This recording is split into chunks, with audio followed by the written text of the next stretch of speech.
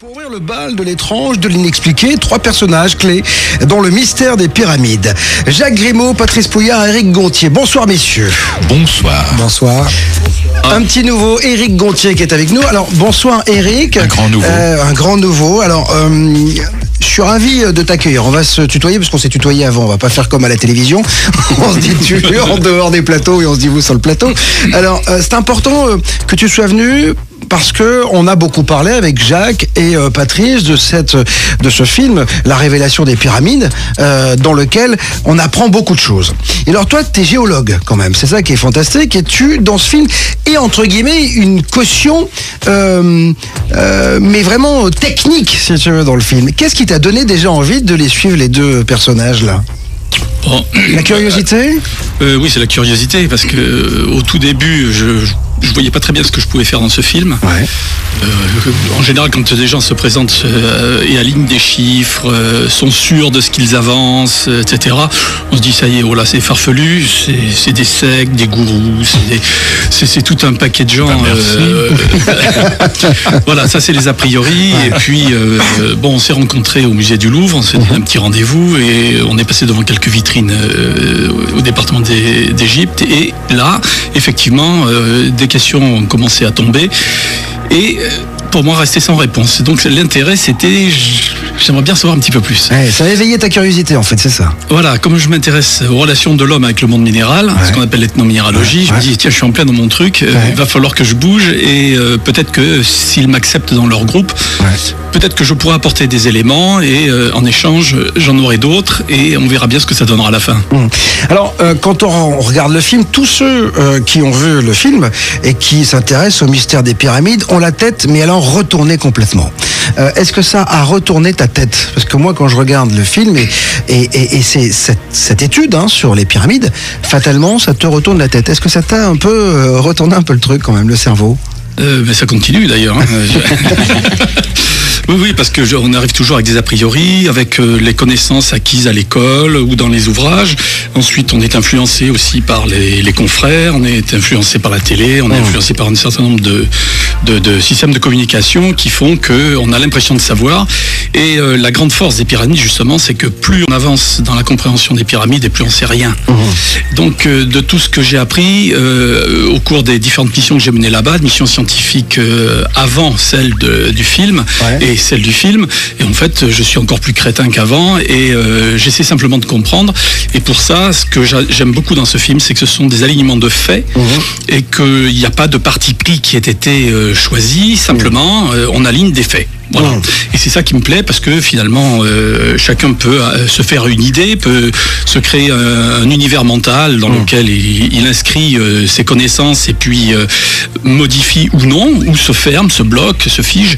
Chacun est libre d'aller où il veut et finalement c'est très bien, parce que il est rare d'avoir une telle honnêteté dans un documentaire aussi sensible et fragile que celui-ci. Alors je me tourne vers toi, Jacques, parce que c'est vrai que c'est de la recherche. Et la question que je me pose, c'est pourquoi ça exacerbe autant ? Pourquoi ça énerve autant ? Pourquoi les gens sont furieux ? Parce qu'on le voit, quand on prépare l'émission, on se dit toujours, mais on le voit sur votre forum, les gens sont... Encore une fois, on est sur des croyances, sur des choses qu'on nous a dit depuis presque trop longtemps, et tout d'un coup vous arrivez, vous mettez un grand... En fait, c'est le chien dans le jeu de quilles, quoi. Et en plus, ça énerve. Et pourquoi ça énerve autant ? Ce qui me fascine, c'est d'essayer de comprendre. Eric le disait, c'est tiens, on nous a mis un truc devant les yeux, puis finalement, on s'aperçoit que c'est peut-être pas la bonne explication, il y a peut-être autre chose. Je pense que je donne mon opinion évidemment, sinon je pense qu'il faut consulter en psychanalyse pour tous ces gens-là qui attaquent non pas les faits, non pas la logique, mais les personnes. Je suis très content, je salue Éric Gontier, homme admirable, de courage, je trouve. Oui, je faillote pas, je le dis tel que je le pense, parce qu'avant de joindre Éric, j'ai essayé 6 autres personnes que j'estimais également, mais on m'a dit non, l'administration, jamais, merci Éric. C'est un chèque qui m'arrive. C'est un chèque de chocolat blanc. Non. Souviens-toi, en fait, je t'ai téléphoné et tu m'as dit oui, mais moi, je suis pas libre pendant 6 mois. Là, on essaiera de voir ça une autre fois. Et je t'ai dit non, on peut pas. On part en Égypte dans 3 jours.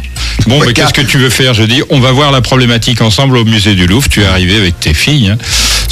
Voilà, et puis on a visité les endroits et toi tu m'as dit ça c'est de l'agro-wack, je vois pas comment on taille ça déjà. Ouais. Ça mettait l'ambiance. Et puis petit à petit, les choses se sont faites parce que tu restes une personne attirée par le caractère, non pas mystérieux des choses, mais l'étrangeté de la situation. C'est-à-dire, on nous montre des trucs datés de 31 siècles, ça paraît difficile de résoudre ça d'un coup de crayon en disant, mais ça a aucune espèce d'importance dans la civilisation égyptienne. 40 000 pièces de vaisselle de pierre très très dures, plus dures que les aciers les meilleurs, etc. Bon, on met ça de côté. De toute façon, ça se voit dans le film, lorsqu'on questionne la conservatrice des antiquités égyptiennes. Oui, nous on a étudié les contenus, pas les techniques. Voilà, ça résume tout. Voilà. Et nous, ce dont on avait besoin, compte tenu du fait qu'on voulait présenter des faits, c'était des avis techniques, des avis scientifiques. Et donc, sans déroger à la technique et à la science, Eric a eu le courage de prendre position assez frais, si j'ai bien compris. Oui. Enfin, lui, il est assez frais. Non, mais ça, je veux dire que son positionnement lui coûte. Parce qu'il a des représailles. Voilà. Donc, on est en France. Alors, nous, on nous a fait le procès très facile sur Internet. On dit, oui, d'accord, vous n'êtes ni égyptologue, ni ceci, ni cela. C'est vrai, on n'est rien. On a simplement fait un film sur nos interrogations en pensant que ça pouvait être la même chose pour d'autres, qu'ils aient des interrogations, somme toute légitimes. En fait, c'est ce qui a fait partir Patrice. Je rappelle qu'il dit qu'il croyait tout savoir sur les grandes pyramides et puis plouf, il est tombé dans le bec dans l'eau. En réalité, c'est qu'à l'origine, on s'est trouvé autour d'un travail de cinéma, lui en tant que réalisateur et moi en tant que, pas informateur, mais documentaliste. Et donc, compte tenu de ce qu'il entendait de mes réflexions, vous savez que je suis un type qui réagit toujours bêtement, eh bien il s'est dit, c'est quand même curieux, ce type-là, il semble en savoir plus que tout le monde sur le sujet. Et quand il m'a dit, mais tu sembles en savoir plus, c'est normal, je suis plus que tout le monde. Non, je plaisante. Je disais simplement, le problème c'est... Je donne de la matière pour qu'on m'attaque. J'adore ça. Ouais. Voilà. Simplement, le reflet de ma démarche se retrouve aussi bien chez Patrice que chez Monsieur Éric Gontier. Ce qui est remarquable, c'est étant, et c'est dans ma démarche aussi, parce que c'est juste essayer de comprendre. Et c'est ça qui est alors, il y a une chose que je veux dire. J'ai pas terminé, Patrice. Attention, tu t'adresses à monsieur. Il va encore parler pendant 3 quarts d'heure. Ça arrive plus. J'ai même pas commencé. Fini Jacques et je dirai après. Non, je ne voulais pas finir. Je dis sincèrement devant tout, à l'oreille de tous les auditeurs, il y reste quand même dans le sérail scientifique des gens de courage, d'intégrité, et on ne s'arrête pas de nager au milieu du fleuve, Eric, et je te remercie d'avoir noté ça aussi. On a Martin, je crois, qui est en ligne, premier auditeur. Bonsoir Martin. Bonsoir Bob. Comment ça va? Ça va bien. Bon. On est toujours impatients, c'est l'émission tant attendue, quoi. Ah merci. En tout cas, ils sont là. Est-ce que quelle est ta question déjà? Ils sont là tous les trois, ils t'écoutent. Donc d'abord pour Jacques Grimaud, c'est à propos du sphinx de Gizeh. Alors est-ce que d'abord pour lui, est-ce que ça représentait un lion à l'origine? Le sphinx, oui. C'était un lion et il n'y a aucune possibilité de se tromper, mais un lion avec une tête d'homme. Si vous regardez, vous allez au zoo, vous regardez un lion, vous le prenez en photo de profil, vous ajoutez un homme dans les mêmes proportions, c'est-à-dire pris à la même distance, et vous constatez que l'adéquation est parfaite en termes de proportions. Pour moi, il n'y a aucun doute, c'était un lion, c'est-à-dire une colline qui a été sculptée pour en faire un lion à tête d'homme. Je pense qu'il fait référence à cette retaille, parce qu'il y a des gens qui évoquent la retaille en disant que la tête est beaucoup moins dégradée que le reste du corps et que du coup la tête aurait pu être retaillée. Elle a été en effet retaillée avec beaucoup de finesse dans certains endroits et grossièreté ailleurs. Je pense que c'est une retaille de surface en revanche. C'est comme un dentiste qui referait une facette et pas davantage. D'accord. Martin, satisfait de la réponse? Oui, mais je voudrais savoir aussi, on dit que c'est un monument qui est antérieur au déluge. Alors est-ce que vous pensez que c'est plausible que ce monument ait 12 000 ans et que ça a été découvert par les pharaons qui l'auraient retaillé justement? Je prends la parole une fois de plus parce que c'est l'érosion locale qui est verticale qui sous-entend qu'il y aurait eu des pluies considérables. Mais la période des pluies en Égypte, c'est moins 7000 au plus tard. Donc pour acquérir une érosion de cet ordre, on considère qu'il y a eu entre 2500 et 3000 ans nécessaire, indispensable pour ce ravinage. On en parlera ultérieurement dans les opus suivants. Voilà.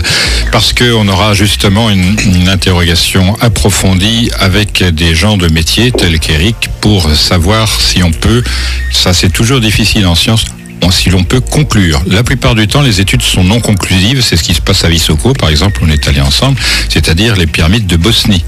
Éric, tout comme nous, on se trouve dans la situation de ne pas pouvoir conclure. Pour l'instant, on n'a pas assez d'éléments. Pourquoi, alors Martin, tu restes avec nous, pourquoi on retrouve des pyramides partout dans le monde ?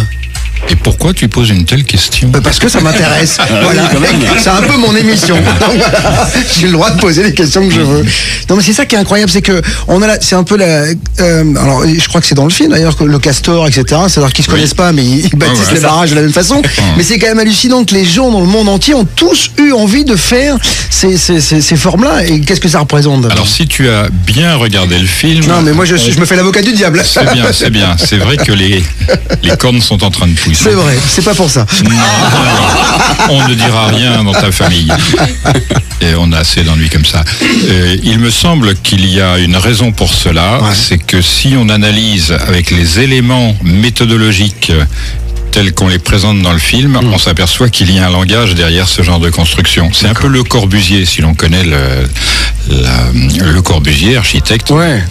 C'est très joli fauteuil d'ailleurs. Voilà, enfin, je crois qu'il y a pire que moi en blague. Donc cet homme-là, il a pensé à intégrer des éléments de proportion humaine ou de proportion à l'égard de l'environnement.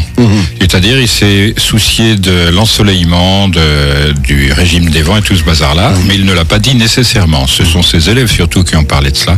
Et je pense qu'il en a été à une époque exactement pareille. Et à ce titre, je vais mettre une parenthèse, je reviens de Bretagne et je salue tous les Bretons qui étaient avec nous. C'était vraiment un moment splendide et j'ai été sollicité par un couple qui a des responsabilités d'ordre architectural d'une part et éventuellement urbanistique. Et ils m'ont posé la question de savoir si je serais assez disponible pour aider à comprendre comment améliorer l'habitat humain, justement par la prise en considération de l'ensoleillement, du régime des vents, s'il y a des infiltrations, les éléments géologiques sous-jacents, les habitudes animales de l'environnement, tout le bazar, s'il n'y a pas trop de mouches, enfin bon.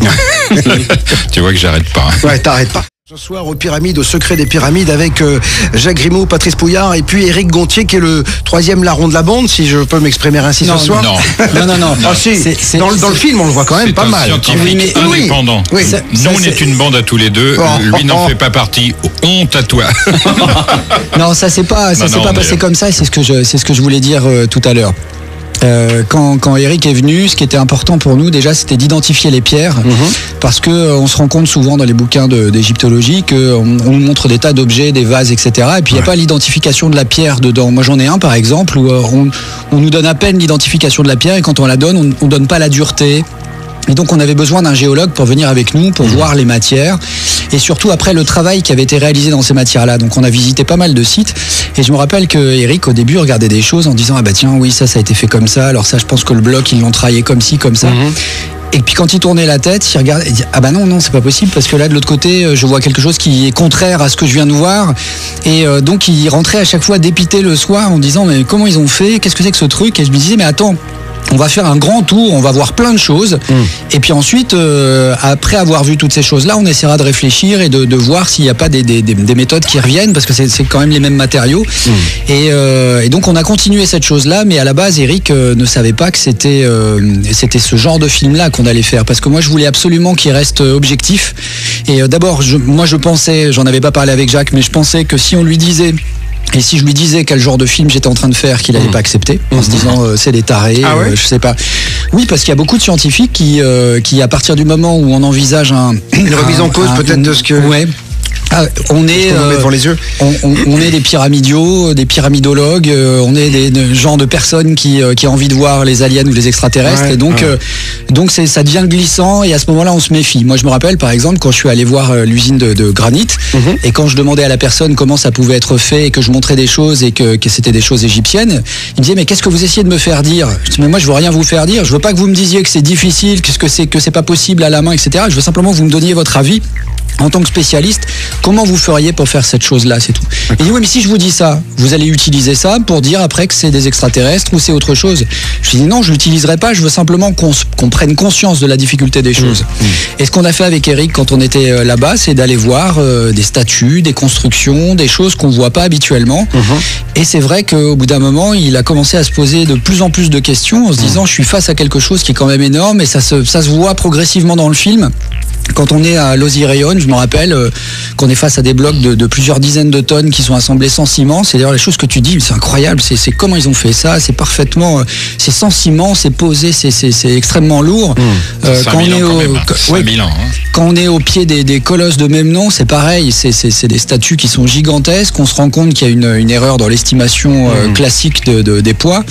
Et là, moi, ce qui m'intéresse, c'est le géologue, c'est qu'ils me disent, bah oui, mais trouver un bloc comme ça, un bloc de cette taille-là, de suffisamment bonne qualité pour qu'on puisse après le sculpter sans qu'il casse, sans qu'il se fissure. D'ailleurs, il y a un des deux qui est fissuré, qui s'est fissuré longtemps après. C'est extrêmement compliqué. Ça veut dire qu'il faut avoir une connaissance, reconnaître la pierre, trouver l'endroit où on va pouvoir extraire le bloc. Et puis ensuite, dans quel sens, comment on va le tailler, la difficulté de la pierre, est-ce qu'on va la tailler verticalement et tout, ce genre de choses qu'on aborde rarement. Quoi, non, je rectifie jamais. Oui, c'est quand même je suis prudent, dizaines d'années de recherche et j'ai toujours posé les mêmes questions, j'ai toujours eu les mêmes réponses. Pour les gens honnêtes, on ne sait pas. Pour les gens moins honnêtes, ouais, je vais vous raconter ce que je pense. Ouais, mais ça c'est les statuts. Là, on se fait attaquer. Enfin, c'est un épiphénomène par des gens sur Internet qui sont heurtés dans ce qu'on dit parce que ça ne correspond pas. Alors en plus, pour essayer de prendre en défaut le film, ils vont chercher dans les travaux classiques. Résultat, ils nous opposent des arguments qu'on connaît évidemment, puisqu'on l'a fait tout ce travail-là. Donc on voit bien que c'est pas chez eux qu'il faut aller chercher, il faut aller chercher chez d'autres. Seulement les autres sont pour eux suspects parce que lui s'intéresse à ceci, lui s'intéresse à cela, lui il est ingénieur en aéronautique, lui, etc. Et c'est ça qui fait qu'on est encore enfermé dans une espèce de chose qui empêche de répondre aux questions, de s'interroger vraiment sur les choses. La démarche d'Éric Gontier, c'est d'arriver en scientifique et de se poser les questions en disant, voilà, je vois ça, comment ça a pu être fait, qu'est-ce que c'est cette matière, comment on la taille, comment on l'assemble, comment on peut quelle est la précision qu'on a obtenue ici, le travail de surfaçage. On a parlé dans la chambre haute de la grande pyramide du coffre, qui est jamais présentée comme étant une chose extraordinaire, parce que c'est juste un bout de granit qui est posé à l'intérieur. Mais c'est vraiment une chose extraordinaire. Et Eric, j'aimerais bien que tu en parles d'ailleurs, parce que il était sur place, on avait des outils. On les a passés dedans, on a regardé le travail des surfaces, et quand quelqu'un est vraiment averti, il voit autre chose, parce qu'il y a plein de gens qui se font photographier ou leur bonne femme devant le truc, ils font une photo puis ils repartent. Et voilà. Il y en a qui font pipi dedans. Ouais, aussi. Mais quand on le regarde vraiment, et là on peut demander à quelqu'un qui sait ce que c'est que le granit, parce que c'est bien la connaissance théorique du granit, comme on en voit beaucoup. Il y a beaucoup d'experts sur Internet. Ouais. Mais quand quelqu'un sait vraiment ce que c'est que le granit et voit ce qu'on a fait ce qu'on est censé avoir fait dans les premières dynasties égyptiennes, là ça vraiment ça force l'interrogation. Et aujourd'hui il accepte de se dire il y a plein de choses, j'ai pas les réponses. Ça veut pas dire qu'il faille mettre des réponses farfelues, mais ça veut dire qu'il faut continuer de chercher. Alors justement, Eric, tu les as suivis 3 jours à peine avant le départ, ils sont venus te voir. Qu'est-ce qui t'a donné envie d'y aller? Alors la curiosité certes, mais ils m'ont menacé. Attends. J'imagine. Est-ce que tu as eu des pressions de gens qui t'ont dit mais qu'est-ce que tu vas faire avant? Il n'a pas eu le temps. Et au retour. Non, ce qui s'est passé, ça s'est passé assez facilement, disons, le départ, parce que j'avais déjà fait une mission scientifique quelques mois auparavant, et curieusement, on allait travailler sur l'identification des granites roses d'Égypte, d'Aswan évidemment, et j'ai appris d'ailleurs à ce moment-là qu'il y avait à peu près une vingtaine de carrières qui avait été identifié en fonction de la disposition et de la grosseur des grains de la roche, mica, feldspath, quartz. Et donc j'avais eu, avec d'autres archéologues, la possibilité de visiter un certain nombre de sites et de comparer à partir d'échantillons qu'on avait prélevés nous-mêmes dans les carrières. Alors à partir de là, c'est à ce moment-là que j'ai commencé à comprendre que parmi les pierres précieuses qui étaient utilisées en Égypte, il y a bien sûr le lapis-lazuli et toute la cornaline et d'autres, les turquoises, mais il y a aussi une roche plus particulière, le granit, et pas n'importe quel granit. Or, lorsqu'on se balade dans les carrières, les granites sont très souvent des monolithes, c'est-à-dire en une seule pièce, mais présentent souvent des imperfections, des fissures qui rendent la taille de gros mégalithes tout à fait impossible. Donc, pour arriver à sortir des blocs de très gros volume et qui soient parfaits, ça nécessite un choix, mais pour opérer ce choix, il faut aussi déblayer, c'est-à-dire il va falloir repousser dans les haldes, c'est-à-dire dans les déchetteries locales, tout ce qui ne peut pas servir à la sculpture monumentale, pour pouvoir ensuite peut-être le prétailler, le transporter, le décharger, le charger, le décharger, le retransporter à nouveau jusque sur le site où l'objet doit être ajusté. Alors, après avoir vu, étudié tout cela, toi en tant que scientifique, la question que je vais te poser, c'est qu'est-ce que ça a remis en cause dans ta tête ? Alors, je connais un certain nombre de sculpteurs, ce que je sculpte, donc ça aussi c'est un de mes avantages, c'est que j'ai un peu la maîtrise de certains outils, je sais ce que c'est qu'un marteau, une gradine, une pointe-rolle, etc. Et quand je me suis retrouvé en Égypte, je me suis dit, si j'utilisais mes outils, quel serait le résultat ? Et j'ai dit, classique, normal, hein. Et non. Non. Et là, j'ai dit non, parce que effectivement, je peux approcher ce travail, mais arriver à une telle précision dans le dessin, dans le volume et dans la reproduction, pour moi, c'est impossible. Impossible avec les outils qu'on nous a présentés. Avec mes outils à moi, à base de pointes de carbure, etc., le point de trempé métallique. Qui sont les outils qu'on a aujourd'hui. Qu'on peut trouver partout aujourd'hui. Et je me suis dit, travailler avec un cuivre, même avec de l'arsenic à l'intérieur, non, c'est pas possible. Écraser avec des molettes rondes, écraser grain par grain la roche pour boucharder ou piqueter, non, c'est pas possible. Étant donné les volumes, les masses qui sont présentes, c'est impossible. Donc il y a d'autres solutions, mais lesquelles ? Alors si on travaille sur des masses importantes, c'est-à-dire des surfaces, ok, on peut effectivement boucharder, on peut frotter, on peut arriver à fabriquer du lisse, ok, on peut y arriver, mais c'est pas toujours évident. Surtout que là, c'est au micron près quasiment. Surtout pas dans les temps qui sont annoncés par l'histoire. Ah non, on oublie, on parle même plus de temps. On est d'accord, c'est important. Il n'y a que Monsieur Jean-Pierre Adam qui pense comme ça. Voilà. Soyons raisonnables.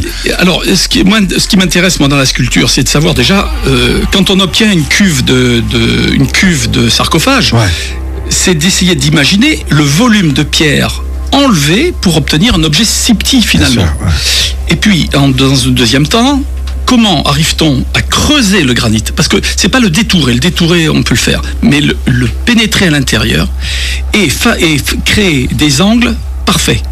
C'est-à-dire qu'on est dans une situation de travail qui est particulièrement pénible parce qu'on est penché au-dessus d'un vide aussi restreint soit-il, et il faut lisser parfaitement les différents côtés de ce vide, de forme géométrique, parfaitement ajustés, et surtout à aboutir jusque dans les angles, sachant que les angles les plus terribles sont ceux qui se trouvent en bas, à droite, à gauche et aux quatre coins de... Comment arrive-t-on à gratter et obtenir une perfection d'angle à cet endroit-là ? Avec du cuivre, je n'y crois pas. Il doit y avoir d'autres solutions. Ensuite, quand on regarde l'Osirium, on voit des pierres monumentales, des choses mais énormes. Bon, ok, on peut utiliser le sable comme pour les obélisques, on fait glisser, on a trouvé une technique qui me semble tout à fait plausible. Mais néanmoins, quand on lève des chapiteaux, quand on relève des murs en 2-3 roches différentes, qui doivent aussi stabiliser le terrain qui est autour, parce qu'on est en creux à l'intérieur, je dis non, là ça va pas. Il y a des choses, ça colle pas, ça ne colle pas.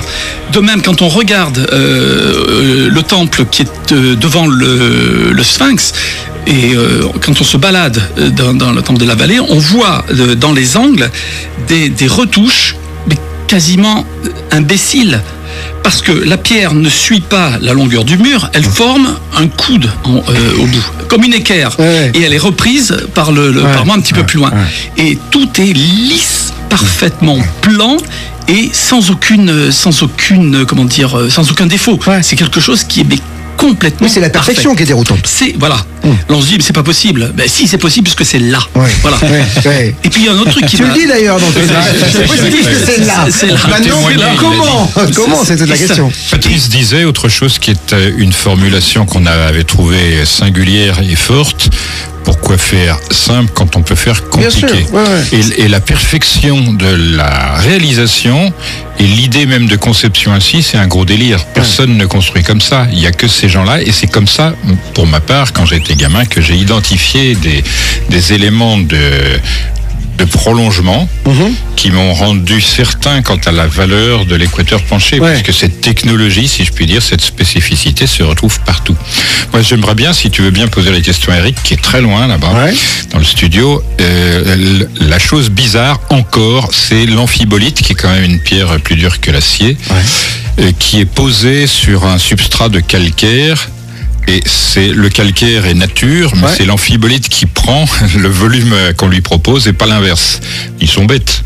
Voilà, c'est des crétins. C'est ce que je donne moi dans mes exposés. Je dis, après avoir exposé toute la masse d'incertitudes et de bizarreries de cet ordre, je dis, la démonstration, c'est QFD, les anciens sont des ignorants, des incapables. Voilà, c'est réglé. Dis-moi, Eric, une question en tant que scientifique, c'est pas frustrant de se dire c'est là, mais je sais pas comment? On a atteint un niveau de crétinisation tel qu'effectivement on a du mal à répondre. Il faut savoir que ces êtres considérés presque comme des primitifs à l'époque ont été capables de réaliser des choses qui aujourd'hui sont pratiquement impossibles à réaliser, même avec l'utilisation du laser. Donc je crois qu'on a des leçons à tirer. L'amnésie n'est pas bonne chose et c'est toujours dans l'histoire qu'on peut trouver le futur. L'inconvénient, c'est de savoir comment on préserve l'histoire et comment on la réécrit. Ça va pour la Bible, ça va pour d'autres ouvrages sacrés. Et ensuite, en termes d'interprétation, il y a toujours quelque chose qui vient nuire, l'argent.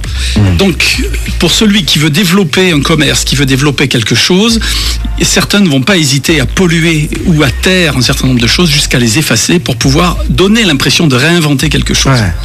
Donc, je crois qu'une des grandes leçons de l'Égypte ancienne, est justement, c'est que tout est dit, mais on ne sait pas le lire encore et on ne sait toujours pas le déchiffrer. Mais c'est toi, Jacques, qui me disait que Champollion, il n'était pas complètement convaincu de tout ce qu'il avait trouvé en termes d'explications. Champollion, c'est plutôt le philologue, c'est-à-dire le type qui sait 4 langues à l'âge de 7 ans, etc., qui dit, moi je veux apprendre le copte, alors qu'il n'y a personne en France à l'époque qui soit capable de parler le copte. C'est un type assez spécial qui a beaucoup souffert dans sa vie, justement parce qu'il arrivait comme prime sautier, en disant, voilà ce que j'ai trouvé. Il embêtait des grands savants de l'époque, je ne vais pas les citer, mais ce qu'il a dit et qui est important, ça a été laissé de côté. Et j'étais même allé voir Madame Christiane Ziegler, qui a précédé Madame Andrieux, eh bien, en lui posant la question, pourquoi... C'est quoi cette dame? Explique-moi. C'est comment dire, la femme qui précédait en tant que directrice des antiquités égyptiennes. Et je lui avais posé la question. Au Louvre, c'est ça? Au Louvre, oui, parce que c'est quand même le référent mondial, le Louvre, avec le musée Mariette au Caire. Mais la recherche ici est considérée comme la meilleure du monde. Je ne sais pas exactement pourquoi.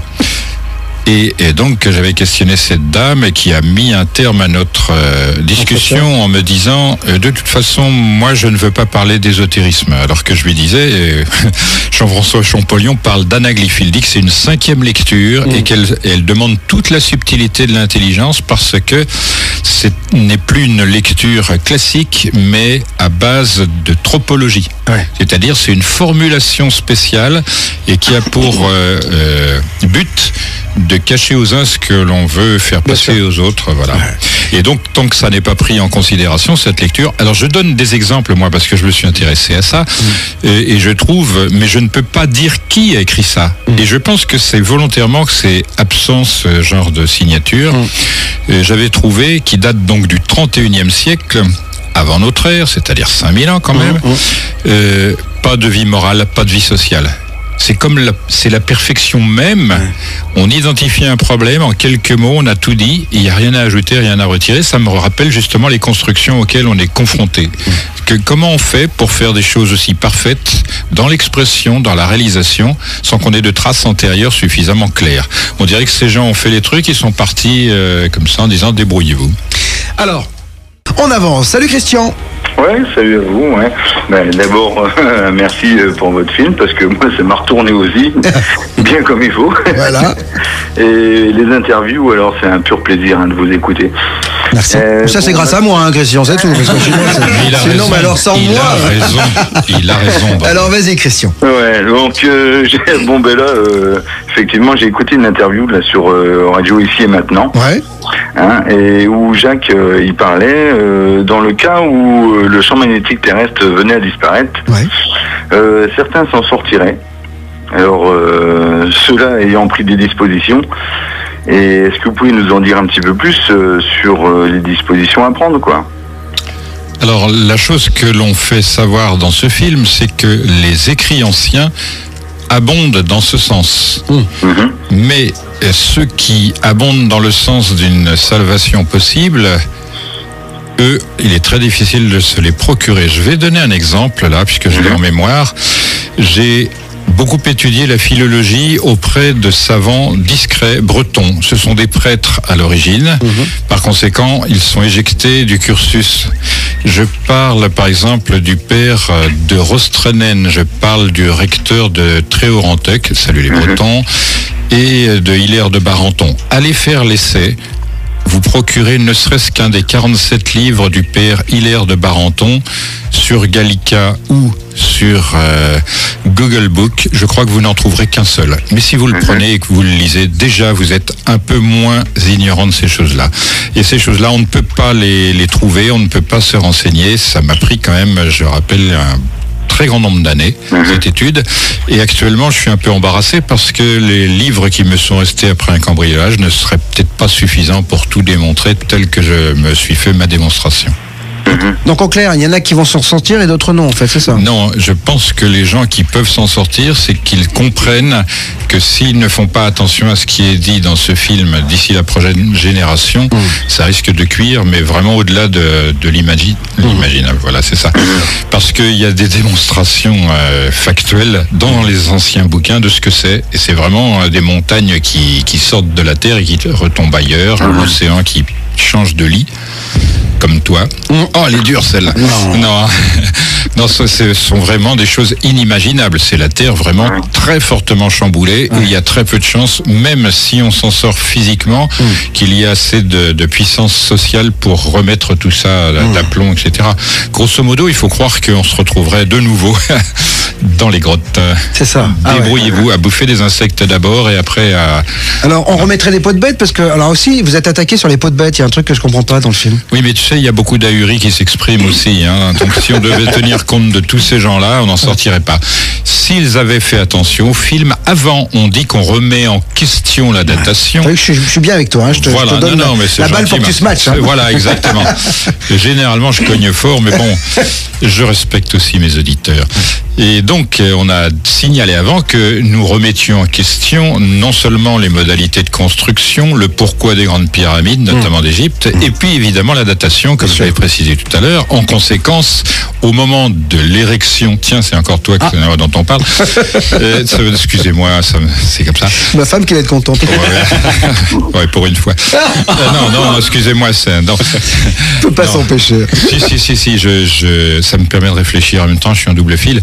Je disais simplement que cette chose reculée au moins de 10 à 12 000 ans. On se retrouvait en pot de bête. Exactement. Bien sûr. Voilà. Qui voudrait prétendre le contraire ne sait pas regarder ni écouter un film. La conclusion est simple. Christian, t'avais d'autres questions ? Non.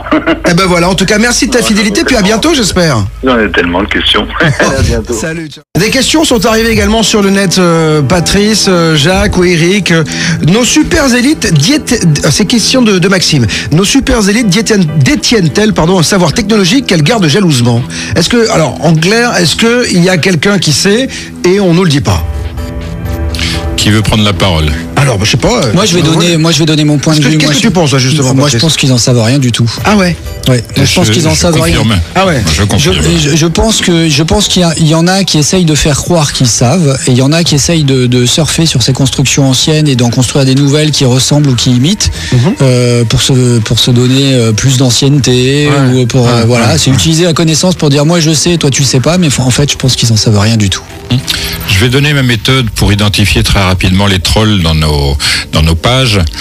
Et j'appelle ça le numéro d'IP. On sait ce que c'est pour l'ordinateur. I, c'est pour intention. P, c'est positionnement. Et il en va de même pour les gens du monde de l'élite, comme tu les appelles. Et je sais leur intention, et je la lis, et le positionnement en découle. Donc, fatalement, s'ils savaient quelque chose, ils auraient déjà mesuré la vérité et la profondeur, l'étendue de ce qui est dit dans les anciens bouquins. Mais il n'y a rien de plus clair, ils sont ignorants des anciens bouquins, donc ça coupe tout. C'est ça qu'on s'aperçoit aussi, qu'on s'aperçoit que c'est dans le passé, mais tu le disais Eric, il qu'on l'a voit très le futur. bien dit en plus. Et c'est vrai mais on a la sensation qu'ils veulent pas aller dans le passé ou dans les bouquins.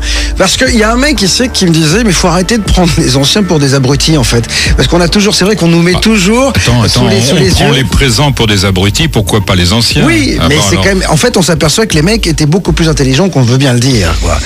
Non, mais il y a aussi autre chose. Là, aujourd'hui, les gens qui prennent la parole en égyptologie, en archéologie, ce sont des lettrés, entre guillemets. C'est pas la plupart du temps, c'est pas des opératifs et des manuels. C'est la même manière de considérer une personne qui ferait ce métier-là aujourd'hui, c'est de lui dire, écoute, je veux ça ici, tu me fais ça, et puis te pose pas de questions et tu te débrouilles, quoi. Donc là, par rapport à ces difficultés-là, il y en a qui passent un peu rapidement et qui disent, bah oui, ça a été fait comme ci, comme ça, et parce que c'est ce qu'ils en pensent, eux, dans leur bureau. Là, sur Internet, il y a des tas de gens qui disent, mais oui, pas de problème, prenez un bloc de 50 tonnes, et puis sur du sable, vous le montez en mouillant le sable du plateau de Gizeh, avec de la boue du Nil, vous montez le bloc de 50 tonnes sur le plateau de Gizeh, et ensuite vous le hissez à 60 mètres de hauteur dans la grande pyramide, et vous l'ajustez au 10e. C'est fait les doigts dans le nez, il n'y a pas de problème, c'est parce que vous voulez voir des extraterrestres. Qu'est-ce qu'on peut répondre à ce genre de choses? Il n'y a rien à répondre, moi je veux le voir. Alors, quand on présente ce genre de choses, on dit, ah oui, d'accord, ça c'est l'argument d'incrédulité, ou je sais plus comment on l'appelle. Ça veut dire que parce qu'il n'a pas eu la démonstration, il ne croit pas. En fait, c'est que de la dialectique, tout ça. Moi, je m'en fous. C'est pire que ça. C'est une idéologie que j'appelle pour ma part crypto-darwinisme, qui fait croire que parce qu'on est moderne, on sait mieux et plus. Mais Jacques, attends, Jacques, il y a un truc, c'est que quand ça commence, moi je le vois avec les bouquins d'histoire de mon fils qui est en 6e, les explications de l'Égypte, c'est hallucinant. C'est même pas ce que dit l'égyptologie aujourd'hui. C'est ce qu'elle disait il y a 20 ans. Donc ça commence, on a 10, 11 ans, on commence à nous raconter une histoire. Et cette histoire, elle se continue, on nous raconte la même histoire pendant 30 ans. On la voit dans des films, on la voit dans des documentaires, dans des bouquins, on la voit un peu partout. Donc au bout d'un moment, elle fait partie de nous. Quand on arrive et qu'on dit, il s'est pas passé ça. Alors, comment ça, il s'est pas passé ça? Là, tout de suite, ça veut dire quoi? Qu'on ouvre la porte aux aliens. Alors, les aliens, c'est le petit gris ou le machin qui vient de l'autre bout de l'univers pour nous exterminer. Ou alors l'Atlantide, c'est l'homme qui c'est l'homme qui venait de l'Atlantide avec son truc jaune, c'est l'homme poisson, c'est la civilisation engloutie qui était sous la mer. Enfin, c'est tout ce qu'on voit chez Disney, par exemple. Donc, forcément, il y a un imaginaire très fort qui est là-dessus et qui empêche de regarder la possibilité qu'il y ait pu avoir une civilisation avant. Et moi, la question que je me suis posée, c'est de me dire, mais en fait, si on va aux bases, est-ce qu'il y a quelque chose qui s'oppose factuellement à cette hypothèse? Est-ce qu'il y a quelque chose qui peut permettre de dire, non, c'est certain, il n'y a pas eu de civilisation avant? Et là, quand on gratte, quand on va dans le problème de la datation, et j'ai appris par Éric Gontier qu'en fait, on ne pouvait pas dater la taille d'une pierre, mais on pouvait simplement dater une pierre. Quand j'ai appris que les datations des monuments étaient faites par les déchets organiques qu'on trouvait autour, ou suffisamment si par exemple des gens avaient vécu tout autour, on trouve pas mal de choses sur plusieurs dizaines, voire centaines d'années, on dit, c'est eux qui ont fabriqué ce truc-là. Au bout d'un moment, on finit par dire ça a été construit à telle date et c'est ça et ça bouge pas. Mais en fait, quand on gratte, il y a pas grand-chose qui empêche ça. La datation, si on la reculait de plusieurs milliers d'années, à part le fait qu'on pense que c'est pas possible, est-ce que scientifiquement on peut affirmer que non, il n'y a jamais eu d'autres civilisations en 4 milliards et demi d'années, il n'y a jamais eu d'autres civilisations développées sur la Terre. Mais je trouve ça hallucinant de penser comme ça. C'est comme si on me dit Dieu a pris un bout d'argile et il a fabriqué un être humain. Je veux dire, je dis pas que c'est cette chose-là, je dis simplement que ce qui amène à considérer cette idée et à la recevoir comme une idée sérieuse, ce sont les faits. Parce que là, les faits, quand on les considère vraiment et quand on a la chance d'être accompagné Eric le disait, par un géologue ou par des ingénieurs ou par des gens dont c'est le métier de faire ce genre de choses, ben là, le discours, il est totalement différent. Et là, on n'est plus dans les salons, là, on est le nez dans le guidon. Et voilà. Eric Gontier est venu accompagner Jacques Grimaud et Patrice Poyart. Eric, est-ce que tu avais des entre guillemets, j'aime pas ce mot-là, mais des croyances sur l'Égypte avant de partir là-bas avec eux? Est-ce que tu croyais comme dans les livres d'histoire, voilà, ça a été fait comme ça? Est-ce que tu t'étais posé déjà ces questions? Pourtant, géologue, la pierre, tout ça, machin, c'est quand même ton cœur de taf et de réflexion. Oui, mais la géologie, ce n'est pas une étude de petits détails en soi. C'est une étude globale de la planète et du mouvement des roches, de la formation de ces roches, et de ces roches éventuellement par rapport à un système solaire, si on veut aller un petit peu plus loin. Mais moi, ce qui m'intéressait dans l'Égypte, c'est parce que il y avait des roches sculptées qui m'intriguaient vraiment. Je me disais, on a des masses de calcaire, du calcaire lutétien en plus. C'est du calcaire de Paris. C'est le stratotype, par Isis. Voilà, et avec je me suis dit tiens, je connais bien cette roche, et je me suis dit tiens, on va aller voir un petit peu comment, vu ce qu'on en a fait à Paris avec les cathédrales, etc. Je me dis peut-être que là-bas je vais apprendre de nouvelles choses et je vais comparer ce calcaire avec celui qu'on a à Paris. Donc ça, c'était une de mes petites missions personnelles. Je me suis dit bon, je vais rien dire, mais je vais voir. Ensuite, ça a été j'ai rencontré des roches qui n'étaient pas en place, c'est-à-dire le Sphinx est un monolithe puisqu'il est sculpté dans une falaise. Ensuite, on a décoffré une carrière pour retrouver le banc franc de calcaire qui sert de soubassement à la Grande Pyramide. Et ensuite, on a bâti la Grande Pyramide avec des très très grandes pierres sur les premiers niveaux, puis avec des pierres de volume plus modeste dans les niveaux supérieurs.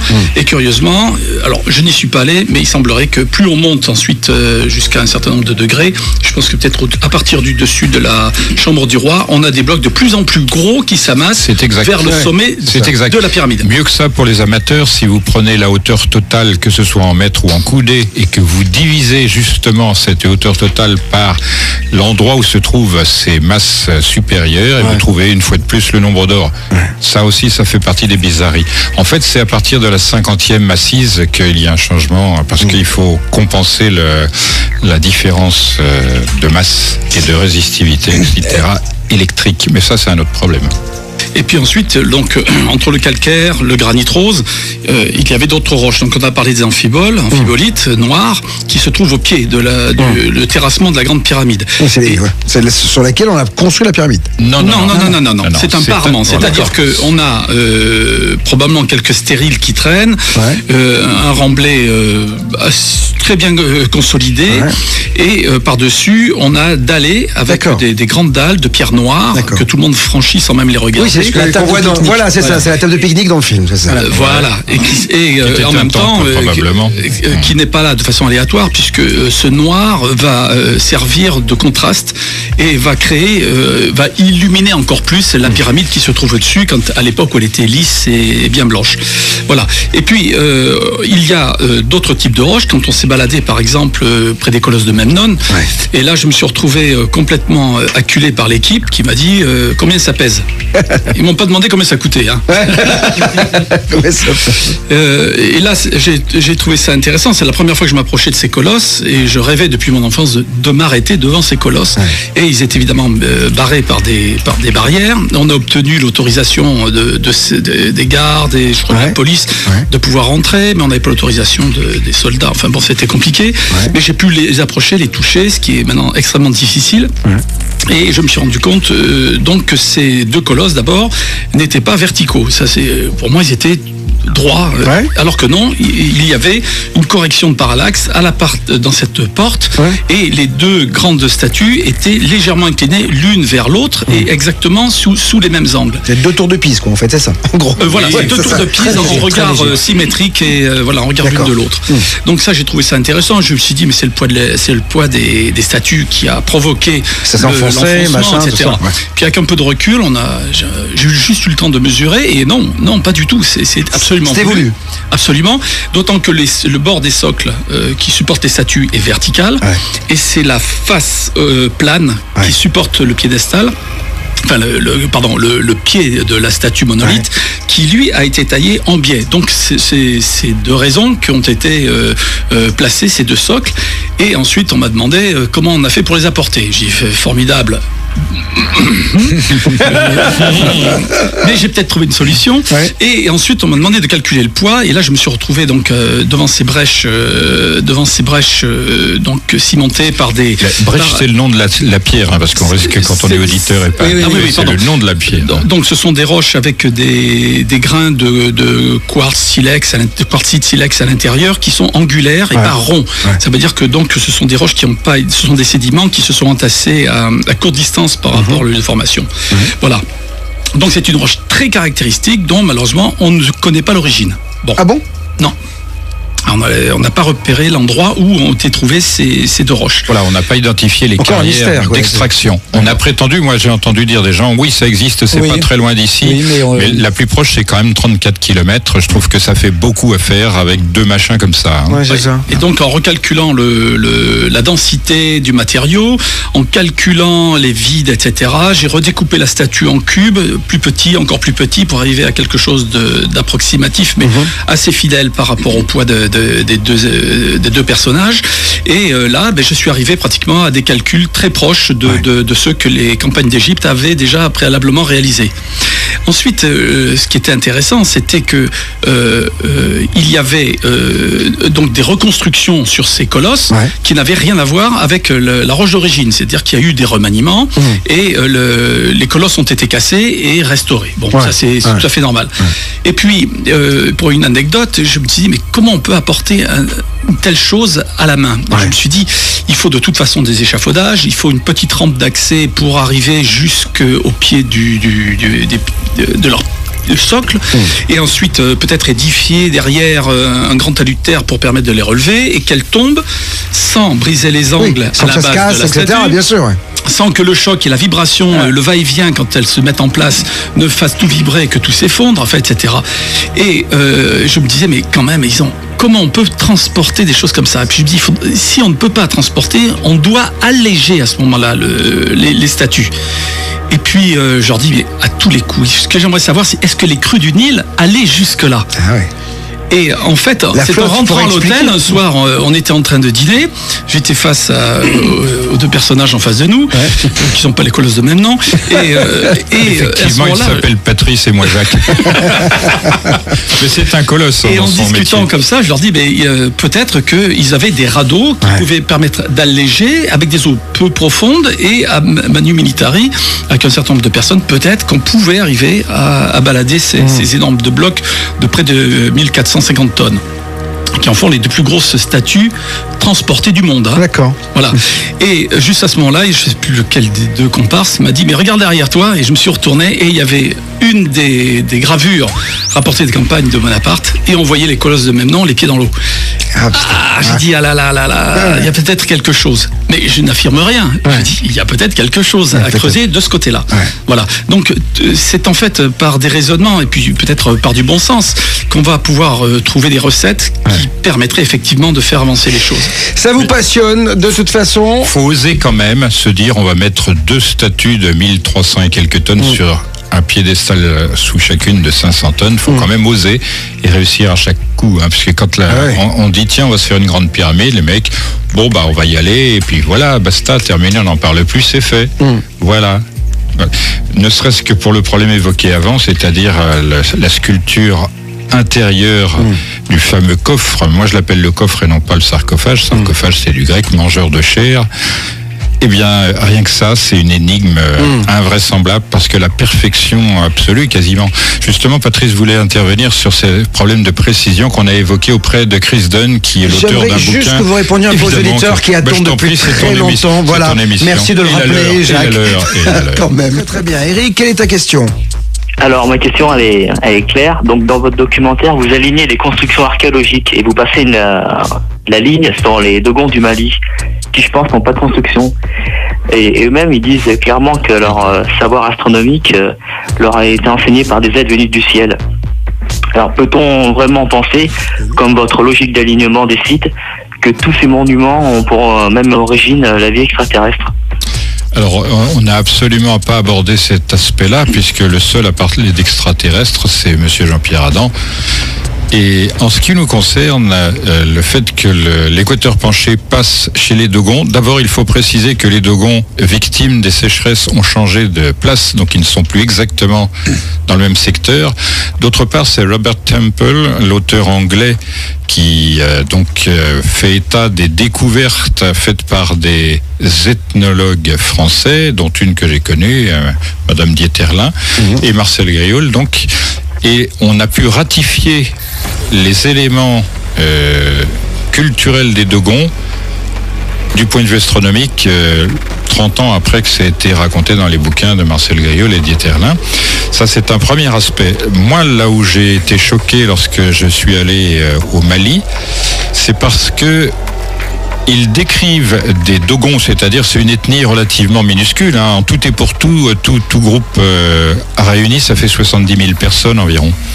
Ils disent que le système de Sirius est ternaire, d'une part, première curiosité, et surtout la chose innommable, c'est que c'est l'élément le plus petit qui est le plus lourd. Or, il n'y a aucune expérience humaine qui permet cela. Aucun moyen de vérifier cela. Comment on peut savoir que le système de Sirius a une étoile qui est beaucoup plus lourde que les autres et qui entraîne du point de vue gravitationnel ce bazar qu'on n'observe pas à l'œil nu. Rappel. Donc ça, c'est le problème pour moi majeur. L'expliquer par des extraterrestres, ça ne fait que repousser le problème. Ce que vous avez cru comprendre et que j'ai dit et répété, c'est que je ne fonctionne pas par hypothèse. Moi, je suis comme Isaac Newton. Je me borne à mettre en relation logique des faits. C'est tout.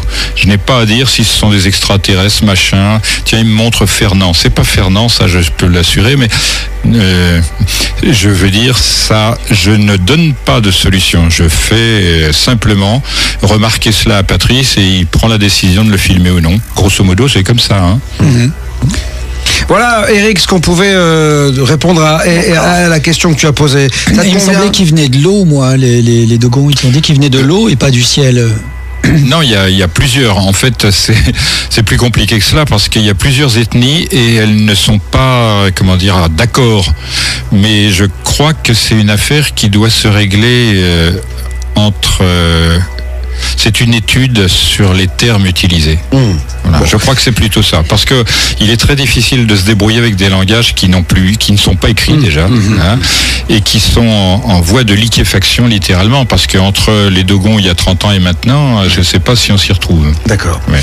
Merci Eric d'avoir été avec nous. J'ai une autre question. Alors vas-y, pas de problème. Oui. Je voudrais savoir ce que vous pensez de la théorie de Jean-Pierre Houdin, comme quoi les bâtisseurs sont servis d'une rampe en forme de spirale située à l'intérieur de la pyramide de Khéops pour faire monter les blocs. Alors je disais à l'instant que je ne fournissais pas de théorie, mais je suis d'accord avec cette vue, je l'avais observé moi-même dans mes premiers voyages. Il y a des choses observables sur les arêtes qui sont d'anciennes chambres de retrait de pierre, mais bon, ça c'est un terme technique, je m'en expliquerai une autre fois. Je suis d'accord avec l'hélice hélicoïdale, cependant elle n'explique absolument rien, puisque la pyramide qui est juste à côté, la médiane, elle est à peu près de 9/10 de dimension, et il n'y a pas ça pour la construire, donc ces gens-là, ils sont en train de vous dire, les bâtisseurs, nous avons 36 méthodes pour faire ce qu'on veut. Ouais. Voilà. Et c'est ça le problème. Et ils le font avec une perfection de conception et de réalisation, et surtout une perfection d'intégration écologique. Ça sent quand même une vie morale. Hein, c'est ça moi aussi qui m'a fait penser à ce qu'on voit dans une haute civilisation. J'ai pas dit extraterrestre en revanche. Ce qu'on voit dans la pyramide de Képhren, je ne sais pas si tu l'avais observé, Eric, sur place, c'est que les premières assises, des grosses pierres des premières assises, sont sculptées directement dans le plateau rocheux. Et ensuite, il y a des blocs qui sont mis, qui sont un peu plus petits. Et par-dessus, on retrouve des blocs dont on en avait mesuré un qui faisait 8,80 m. 8,80 de longueur, voilà, et qui faisait un peu plus d'1,50 m de haut, 1,60 m. Oui, et puis qui était quand même faut expliquer la chose, parce que quand on est sur place, on ne fait pas attention. Personnellement, moi, je mets de l'eau pour voir clairement ce dont on parle, parce qu'il y a des fausses roches. C'est-à-dire qu'en fait, c'est une sculpture, et ils ont pris la peine de faire des fausses rainures pour nous faire croire que c'était plusieurs blocs, et généralement, c'en est qu'un seul, qui fait quelquefois 4,30 m, et allons-y, on n'est pas ce qui est inexplicable.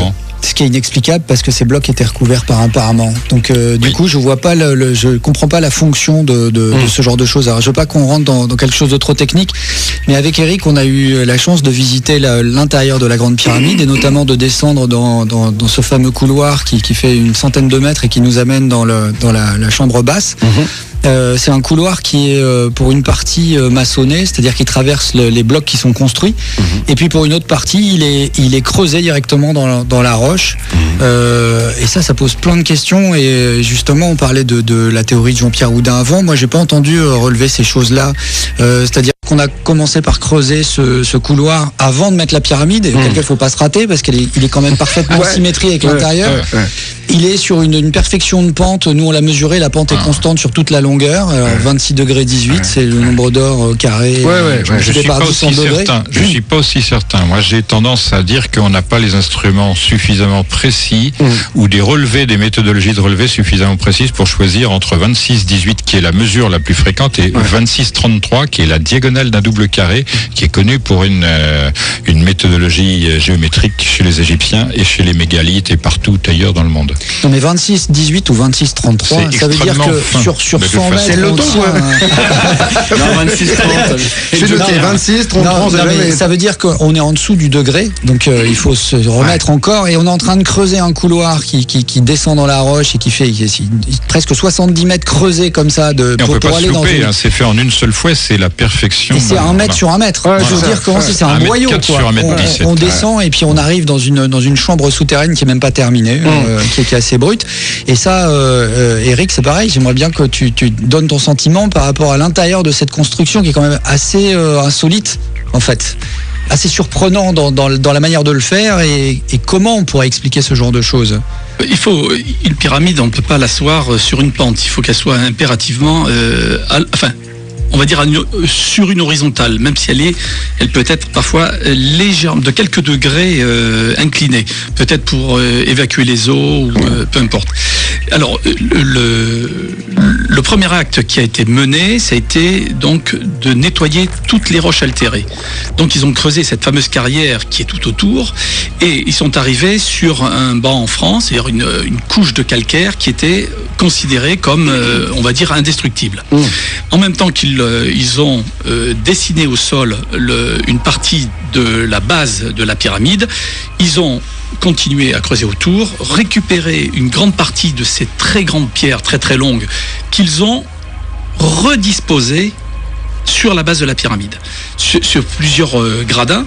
Et une fois qu'ils ont utilisé pratiquement tout ce qui était employable et propre, cohérent dans cette carrière, et qui sont arrivés au terme de ce qu'ils pouvaient extraire, à ce moment-là, ils sont passés par une autre technique de blocs nettement plus petits, mais tous différents, parce qu'il fallait éviter aussi on sait qu'il y a de la sismique dans le coin, donc il fallait éviter le phénomène d'isotropie, à savoir que une onde qui passerait, c'est comme un tsunami, il suffit d'avoir des reliefs, et arrive à un moment, si les reliefs se rejoignent, l'onde de choc le phénomène ondulatoire va être accentué, et il y a des pierres qui vont sauter en l'air. Donc ça gicle, il faut le voir pour le croire. Hein. Ouais, c'est comme un tapis qu'on secoue. Au début, exactement. La poussière sort pas, mais au bout, ça dégage.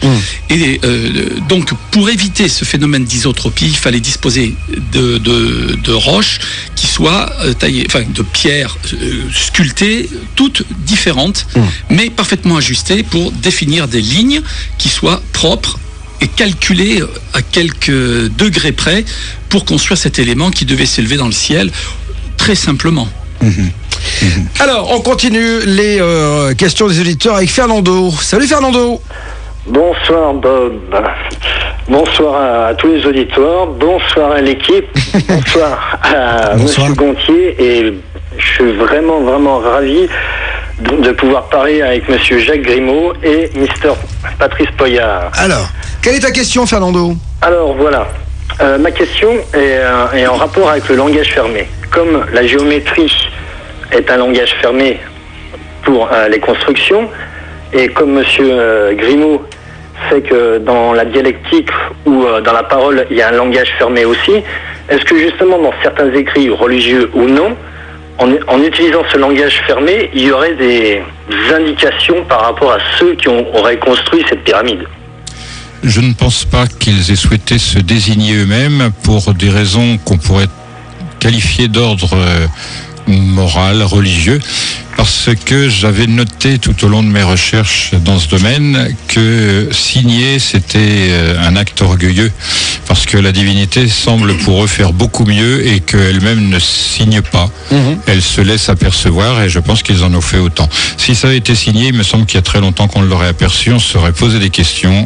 Malheureusement, ce qu'ils signent, c'est la perfection de l'intention et de la réalisation et pas davantage. Ok, Fernando. Ok. Une dernière petite question. Vas-y. Il y a quelques années en arrière, on a découvert un site en Iran et qui pourrait peut-être être la fameuse civilisation d'Arata disparue. Vous en pensez quoi? Rien. D'accord, ok. Je me doutais aussi. Désolé, parce que ça ne fait pas partie du film, d'une part, et d'autre part, il est très probable qu'on se retrouve avec ce sujet à traiter ultérieurement. Ah, oui, je me doutais aussi. C'est un peu la carotte, tu sais. Non, c'est pas la carotte, c'est que il faut présenter les choses dans un ordre logique. Alors Exactement. on nous reproche ça. Pour les comprendre déjà. On nous dit vous faites du teasing, vous faites du marketing, vous êtes là pour vendre votre camelote, etc. Parce qu'on est accusé de toutes sortes de choses. Mais la chose, c'est que si on était arrivé là avec des éléments, ce qu'on présente dans avant l'hypothèse, même les alignements, l'île de Pâques, etc., sans avoir présenté tout ce qu'on avait présenté au préalable, il y a des tas de gens qui auraient dit mais c'est n'importe quoi, ils sont en plein délire. Et il faut petit à petit montrer les choses, montrer la logique, montrer l'honnêteté aussi, même si pareil, d'autres nous la reprochent. Moi j'ai le sentiment d'avoir été honnête en mettant les arguments les uns derrière les autres, en montrant ces faits. Et la chose, c'est qu'il est nécessaire de prendre connaissance petit à petit. D'ailleurs, quand on voit ce que ça déchaîne comme débat, il est nécessaire déjà de digérer toutes ces choses-là avant d'aller plus loin et de découvrir d'autres choses. Step by step. Et on a Naoya, c'est pas simple comme prénom. Ça vient d'où, Naoya, ça? Bonsoir. Bonsoir. Alors, ça vient d'où, Naoya, comme prénom?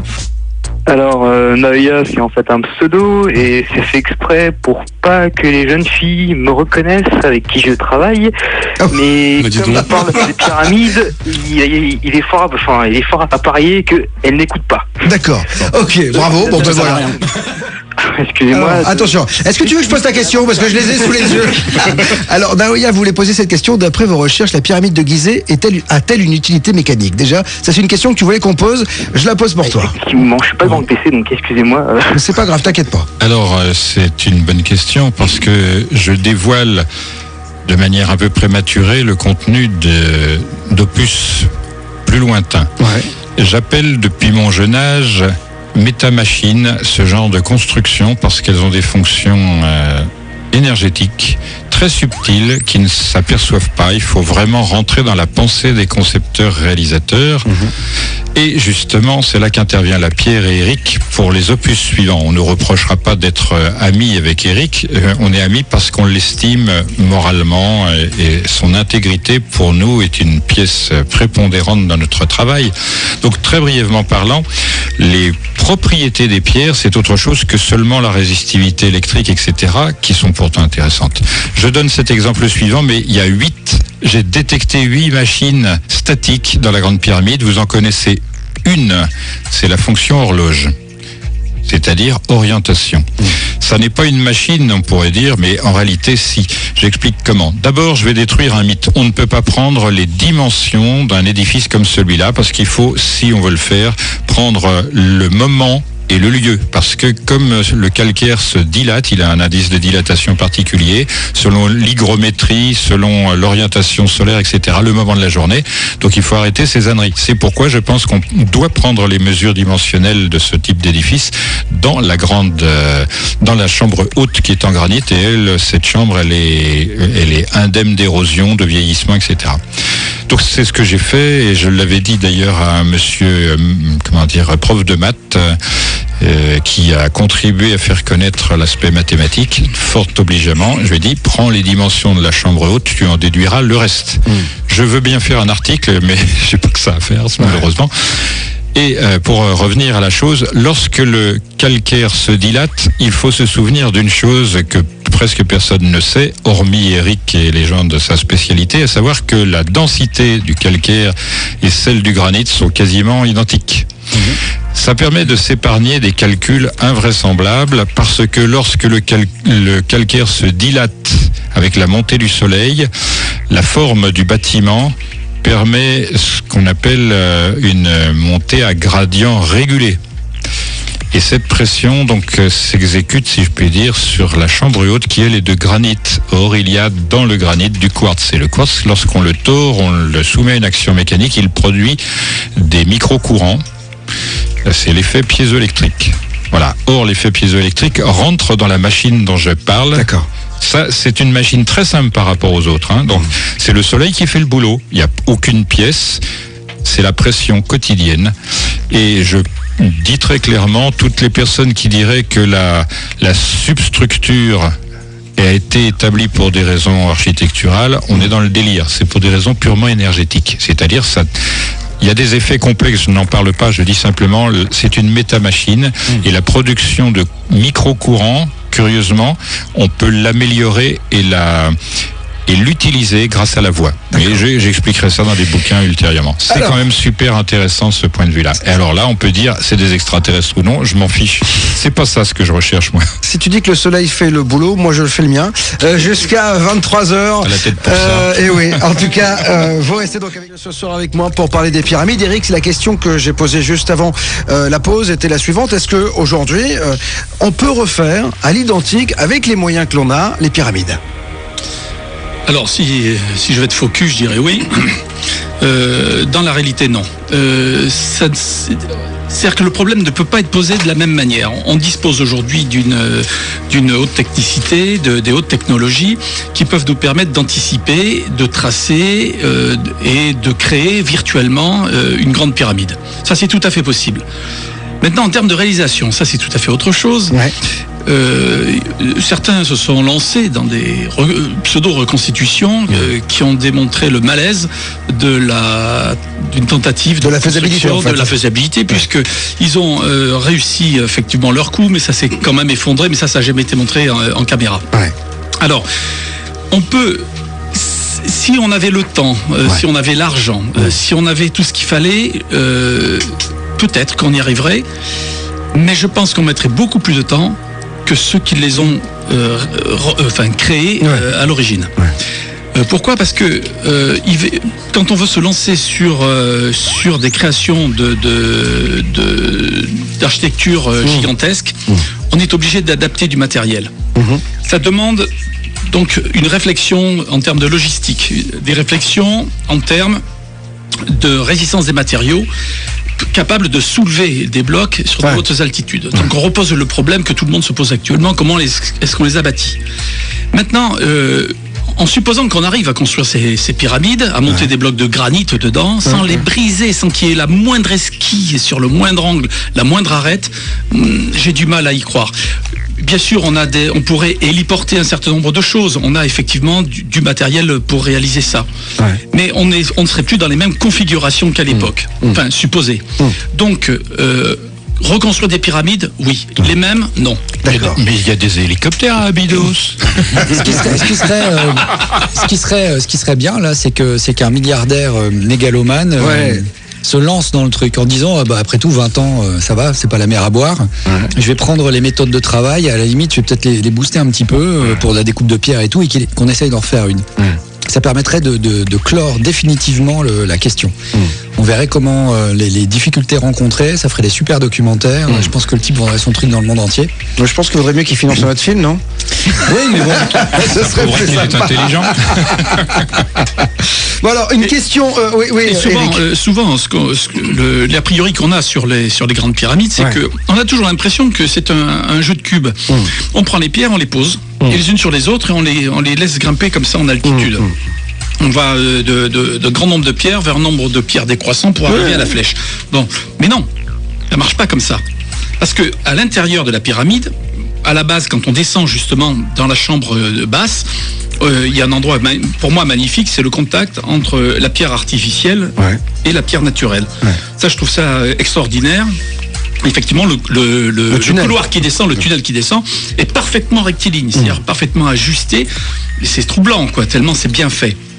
Bon, ensuite, super. Je vais te laisser. Je voudrais dire qu'il n'y ait pas d'erreur. Tu parles de pierre naturelle et pierre artificielle. Déjà, je pense qu'il faut éclairer la situation. Alors, pierre artificielle, j'entends des pierres ouvragées, artefacts, ce que vous voulez. Hein. Voilà. Ensuite, quand on passe quand on monte vers la dite chambre du roi, là, on se rend compte que toutes les pierres sont pas horizontales, mais obliques. Donc, qui sont soumises à des pressions et des tensions et capables de supporter aussi des charges extrêmement importantes. On a des glissières à cet endroit-là, des glissières qui présentent vraiment une certaine usure sur leur pente et qui démontrent qu'on a affaire à la fois à un ouvrage architectural de très très haut niveau de qualité, capable de résister à des tensions, à des tractions, etc., extrêmement importantes, et on est en biais, c'est-à-dire que ça n'obéit pas à ce qu'on croit, c'est-à-dire au petit paquet de cubes. Petit mécano, quoi, en fait, c'est ça. Le jeu de cubes. Oui, c'est ça, le jeu de cubes. Non, on se rend compte que là, il y a un gros problème, parce que l'oblicité de ces pierres, si elle n'obéit pas à certaines lois architecturales, tout s'effondre. C'est-à-dire que c'est toute la base de la pyramide qui va partir de sa base et qui va entraîner évidemment tout le reste. Bien sûr. Donc, ce qui est vraiment important de signaler ici, c'est que il y a la conjugaison d'une roche-mère intacte à la base, de gros blocs très longs qui forment les premiers degrés de la pyramide. Ensuite, des installations de blocs obliques, sans voûte évidemment. Et puis ensuite, l'installation au milieu de tout ça, d'une chambre en granit et non plus en calcaire, qui, elle, n'a jamais bougé. C'est-à-dire, si vous la visitez un jour, si vous avez cette chance-là, vous verrez que ces énormes blocs, on peut, comme on le dit toujours, on ne peut pas passer un papier cigarette entre les pierres. Or, quand on sait que l'extérieur de la pyramide a subi un certain nombre de dommages, à savoir que les parements se sont effondrés, bon, peut-être ensuite recyclés, il y a eu des séismes, du pillage ensuite, etc. Oui, bien sûr. Et donc, l'édifice en lui-même, donc pyramidal, a subi des dommages ondulatoires à l'extérieur, et ça protège absolument l'intérieur. Voilà. Et quand on a l'impression que le centre, il y aurait comme une sorte de pylône quadrangulaire qui partirait de toute la base de la pyramide vers son sommet, qui finira en pyramide, et qui serait destiné à être protégé par ces sortes d'arcs-boutants qui seraient la base de la pyramide par elle-même. Incroyable. Mais moi, j'aurais aimé que ce soit monsieur Jean-Pierre Ardan qui fasse cet exposé, parce que, à part le mépris qu'il semble avoir, on l'a proposé, c'est exact, 3 fois de suite, il a été sollicité, mais il ne s'adresse qu'à des gens de sa qualité. Donc c'est hors service. On peut dire juste un mot rapide sur les géopolymères, c'est-à-dire la pierre réagglomérée, parce que j'ai proposé à Éric Gontier de venir avec nous. On allait faire l'interview du professeur Davidovitz et on est allé là-bas ensemble voir la pierre réagglomérée. Je voudrais que tu peux expliquer ce que c'est déjà. Alors la pierre réagglomérée, on trouve, vous cherchez géopolymère ou pierre réagglomérée sur internet et vous allez trouver pas mal de choses. Le professeur Joseph Davidovitz, qui est un Français qui travaille sur ce procédé depuis plus de 25 ans, peut-être 30 ans maintenant, qui a mis au point, c'est la technique, la polymérisation des matières plastiques. Il a adapté ça à la pierre, donc il arrive à réagglomérer des pierres qui sont pas des pierres synthétiques avec des produits chimiques, etc. Ça ressemble à de la pierre naturelle. C'est comme s'il accélérait le processus qui est mis en œuvre par la nature pour faire des pierres sur des durées très très longues, et lui il raccourcit tout ça et il obtient des pierres qui imitent les pierres calcaires.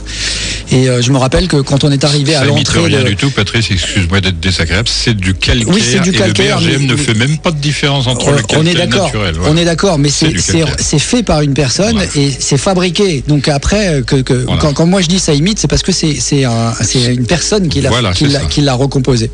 Et je me rappelle quand on est arrivé à l'entrée, il y avait un énorme bloc de calcaire et tu t'es arrêté, Eric, sur ce bloc de calcaire en disant, voilà, quelle belle pièce de lutétien, avec ton jargon énormément de géologues, quelques numulites, 2-3 trucs, je me souviens plus ce qu'il y avait dedans. Et tu dis ça vient d'où ça et là Davidovits a regardé avec un gros sourire en disant mais ça c'est moi qui le fais. Et là à partir de ce moment-là j'ai vu dans tes yeux que aïe il y a quelque chose là et j'ai regardé ça et c'est vrai que ce procédé-là, on en a parlé un peu plus en détail pendant un petit moment, et ensuite on est allé on est revenu te voir pour faire une interview, une chose qu'on n'a pas montée parce que c'était dans la longue coupe de 52 minutes du film. Et là, tu nous as dit face caméra que l'hypothèse des géopolymères pouvait permettre d'expliquer certaines choses impossibles parce que les blocs sont trop gros, parce que ce qu'on observe, des choses sur le site de Gizeh, pas seulement sur la Grande Pyramide, sur d'autres choses, et je pense notamment au mur du Temple de la Vallée. Donc en fait, on aurait reconstitué de la pierre sur place. Oui. Soyons basiques, clairs. On aurait, mais il y a des pierres qui sont taillées et des pierres qui sont reconstituées. Ça rejoint ce que disait Jacques tout à l'heure, c'est-à-dire qu'on a l'impression qu'on nous montre toutes sortes de techniques. On peut mouler, on peut tailler. Qu'est-ce que tu en penses après coup? Là, on est quand même longtemps après le film maintenant de tout ça, des géopolymères, de ces techniques-là, de ce qu'on a vu sur le site. C'est quelque chose qui te paraît, parce que c'est raillé par beaucoup d'égyptologues. Enfin, c'est traité. Moi, j'ai vu Davidovits se faire insulter dans un colloque. C'était au Grand Palais, on l'a filmé d'ailleurs, tout ça, c'était pathétique. On s'est moqué de lui en disant que c'était des techniques qui tenaient pas la route, c'était un charlatan, etc. Sympa. Et c'est des géologues qui se sont moqués de lui, entre autres. Pas seulement des géologues. Pas seulement, il y avait des égyptologues, des archéologues. Moi je dirais c'était la clique habituelle des idéologues. Bon. Alors laissez-le répondre 2 secondes. Il y a des savoir-faire, c'est évident, parce que quand on regarde les pyramides mayas, qui sont beaucoup plus récentes bien évidemment, mais qui sont soumises aux intempéries des forêts tropicales humides et qui sont particulièrement sévères quand il s'agit d'eau météorique, de pluie, donc d'humidité, le développement bactérien, les algues, les champignons, etc., qui attaquent les stucs qui sont sur les temples.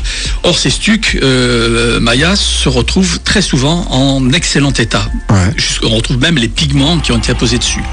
Bon, ça veut dire que il y a des savoir-faire, il y a des véritables savoir-faire que nous avons perdus et que nous sommes aujourd'hui en mal de pouvoir reconstituer. Maintenant, si on se reprojette plus loin en arrière, en Égypte, pourquoi effectivement n'y aurait-il pas la possibilité à des gens qui maîtrisent de certaines technologies qui nous surprennent encore aujourd'hui, de posséder la technologie qui leur permet de fabriquer, de mouler des matériaux. Alors, chez Davidovits a vraiment démontré que c'était tout à fait possible et que c'était même bluffant. Et surtout, ce qu'il faut dire aux auditeurs, c'est qu'il l'a fait avec les matériaux égyptien. C'est-à-dire qu'il a été chercher là où il fallait, dans des sites bien connus, les différents matériaux servant à la fabrication de ces roches d'imitation. Je n'ai pas dit de la synthèse, d'imitation. Donc, est-ce qu'il ne serait pas effectivement plus logique, comme on l'a vu par exemple dans le fameux trou de Kimberley, de mine première, la plus grande mine de diamants qui a permis de comprendre ce qu'était que l'origine du diamant, où on a vu des gens au 19e siècle tendre des kilomètres de câbles pour ramener le sable diamantifère ou les roches diamantifères jusqu'à l'extérieur, pour ensuite damer tout ça et de trouver leur diamant intérieur. On a vu des araignées entières de câbles comme ça qui allaient des poids assez considérable, à la fois d'eau, de nourriture et surtout de roches. Pourquoi est-ce qu'on ne pourrait pas effectivement amener une hypothèse où on aurait allé des roches broyées à la base de la pyramide dans des sacs et ensuite, avec de l'eau, reconstituer certaines longueurs de roches pendant une durée d'une journée par exemple, dont ils savaient qu'ils pouvaient fabriquer par exemple tant de longueur, etc. Et puis finalement avec le savoir-faire, pourquoi ils fabriquaient pas finalement des blocs de plus en plus gros pour aller plus vite? Bon, moi je pense que personnellement, je ne suis pas monté dans les degrés concernés. J'aurais vraiment aimé, mais 2 ans de tôle et puis la baston en descendant. Et moi je me suis fait tirer dessus, la première fois que j'ai essayé. J'ai vu qu'il y avait des Russes, une bande de Russes qui étaient montés là-haut. Non, ils étaient rusés. C'est la nuit. Ils étaient rusés. Non, ça moyen quoi, moyen. Mais pourquoi pas? L'idée est très intéressante. Et par contre, ce que j'ai regretté chez Davidovits, c'est pas avoir fait ma la fameuse lame mince dont j'avais besoin pour vraiment étudier le matériau. Mais je l'ai testé avec mon marteau, le fameux pif, paf, pouf, ça doit te rappeler quelque chose. Donc à Paris, pour les carriers autrefois, pour indiquer si la roche était cohérente ou pas, il tapait dessus, ça fait effectivement pif quand elle est de très très bonne qualité, paf, pas terrible, et pouf quand elle est vraiment voilà. Je l'ai pas dit, mais on marche dedans quand même. Moi je peux le dire. Je souhaite ajouter sur toi, Eric, cette chose importante que ça, pif paf pouf, aucun livre ne l'enseigne. Il faut l'entendre, il faut être habitué à cette écoute-là et avoir une oreille saine quand même. Ouais. Et là c'était du pif. C'était du pif, c'est du très bon pif. Voilà. On part à Genève retrouver Thomas. Salut Thomas, 29 ans. Salut mon Tom. Bonjour. Bonsoir. Bonsoir. Alors Thomas, quelle est ta question? Alors j'en avais plusieurs, mais d'abord commencer par dans le documentaire vous évoquez la franc-maçonnerie et puis ou les réseaux, et puis vous sautez cette piste. Pourquoi? Non, on n'évoque pas la franc-maçonnerie ni les réseaux.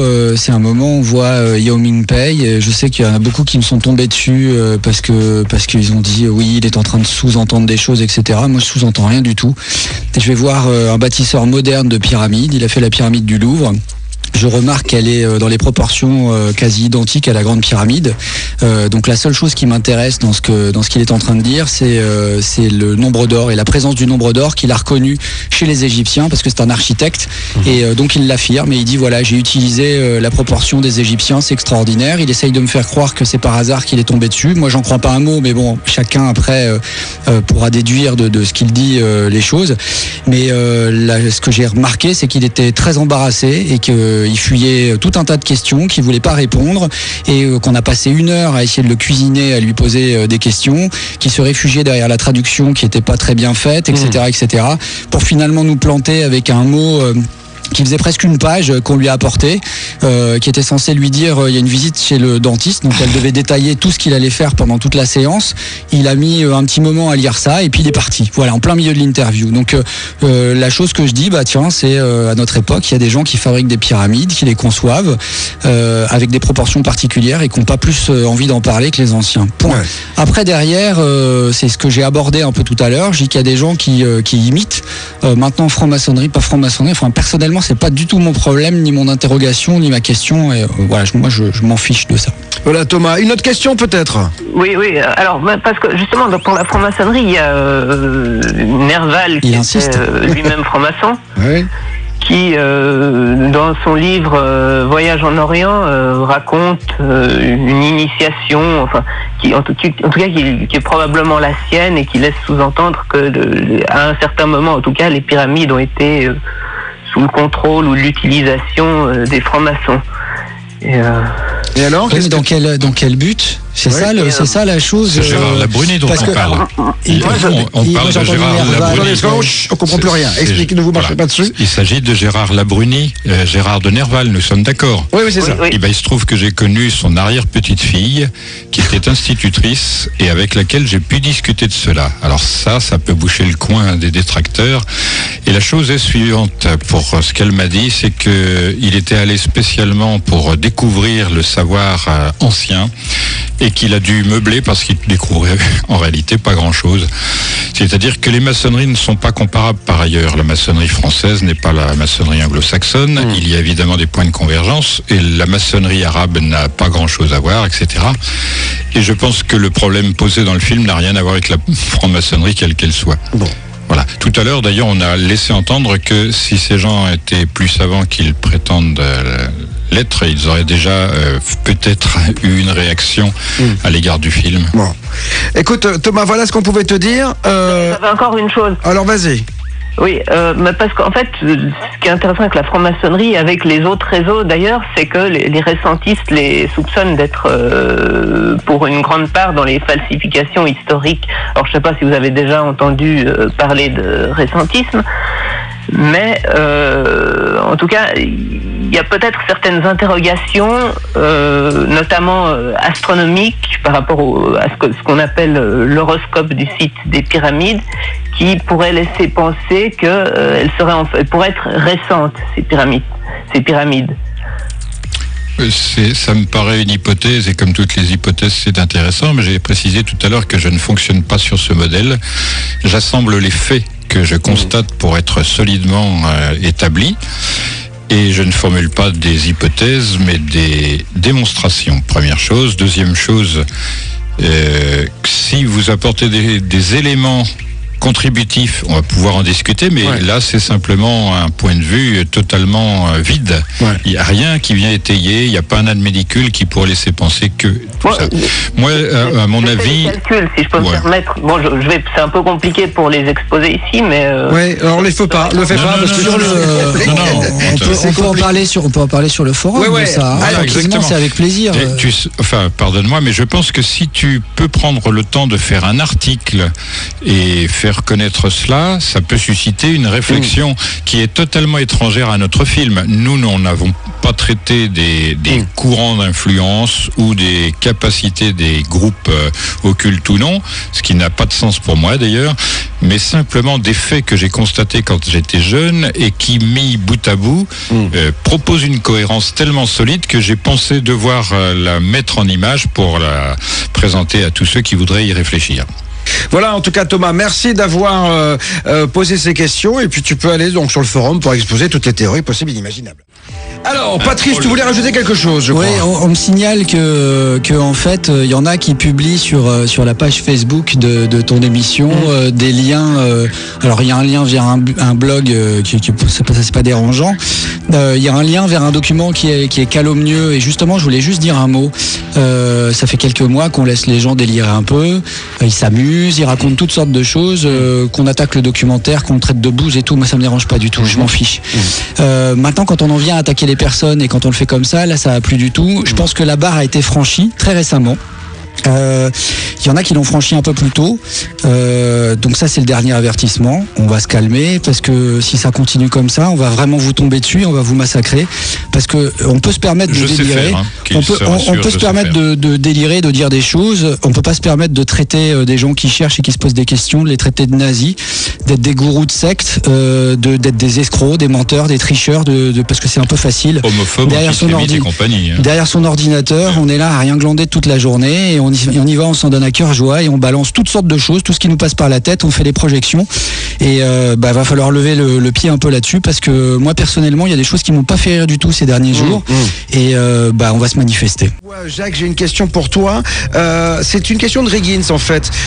Vous avez dit que les bâtisseurs auraient effacé les traces de leur passage, ne serait-ce pas plutôt d'autres civilisations qui auraient supprimé volontairement ces traces dans le but de nous couper de notre passage? Une fois de plus, on trempe dans la mode du jour, à savoir, nous sommes dans une ambiance complotiste. Je n'ai pas dit ça, j'ai dit simplement, généralement, quand on a fini un chantier, on se tire avec les outils, on les laisse pas. Ça fait partie de ce qu'on y est compris bêtement, à mon sens.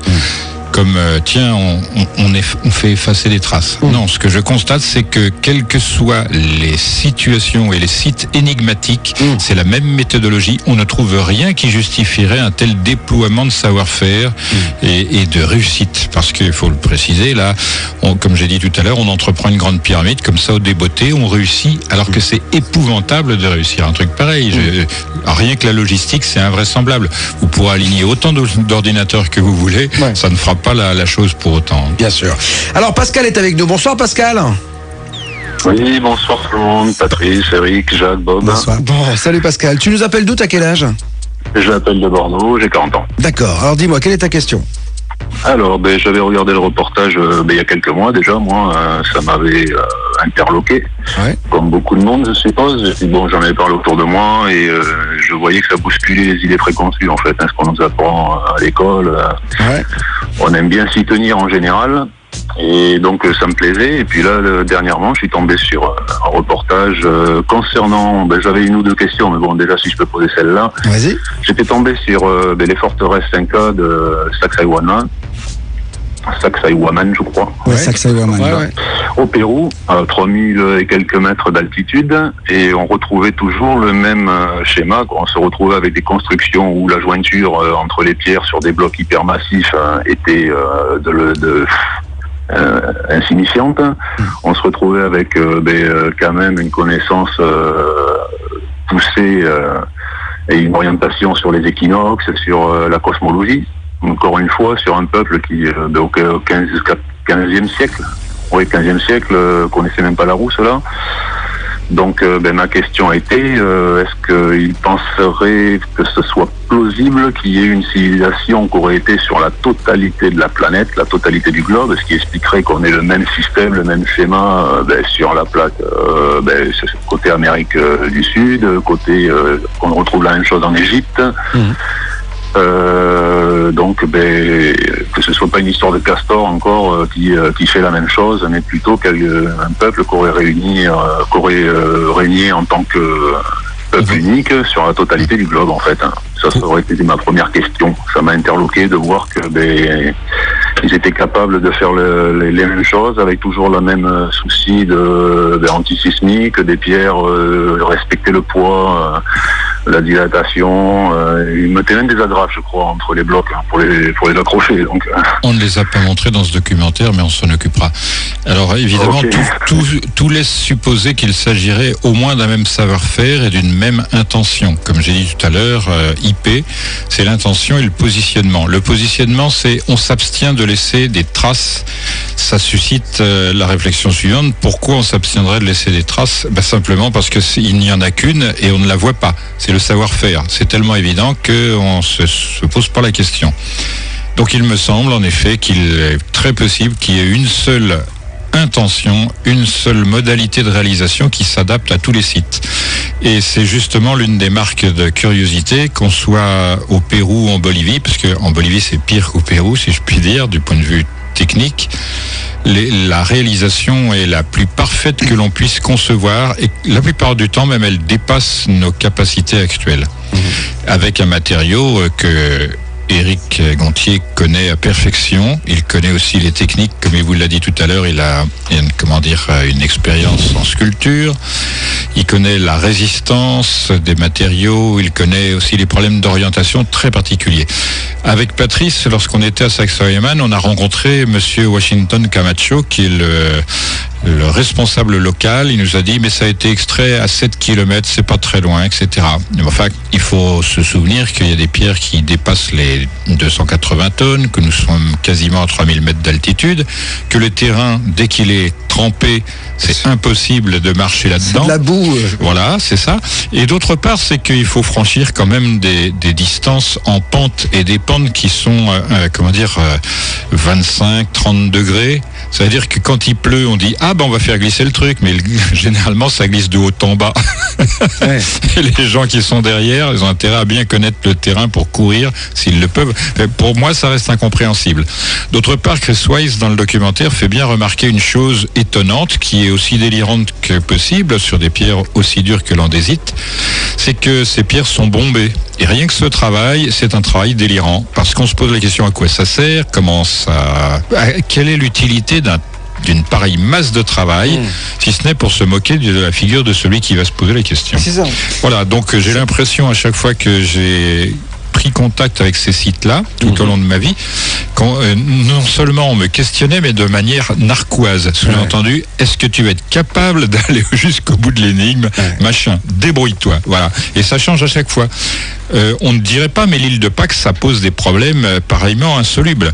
En réalité, parce que le tube volcanique, qui n'a rien à voir avec l'andésite, ni avec le calcaire nummulitique, ni avec les granites, c'est très fragile. Et le problème aussi qui se pose, c'est que si on glisse la main sur la pierre, on se coupe gravement. Je rappelle également l'autre problème, celui de la logistique. Non, le problème de la logistique. Au-delà de 4000 personnes sur l'île de Pâques, c'est quasiment impossible. Il n'y a pas d'eau courante, il n'y a pas de source, il n'y a rien. Et puis on évite de saturer nos propres déjections et tout le bazar.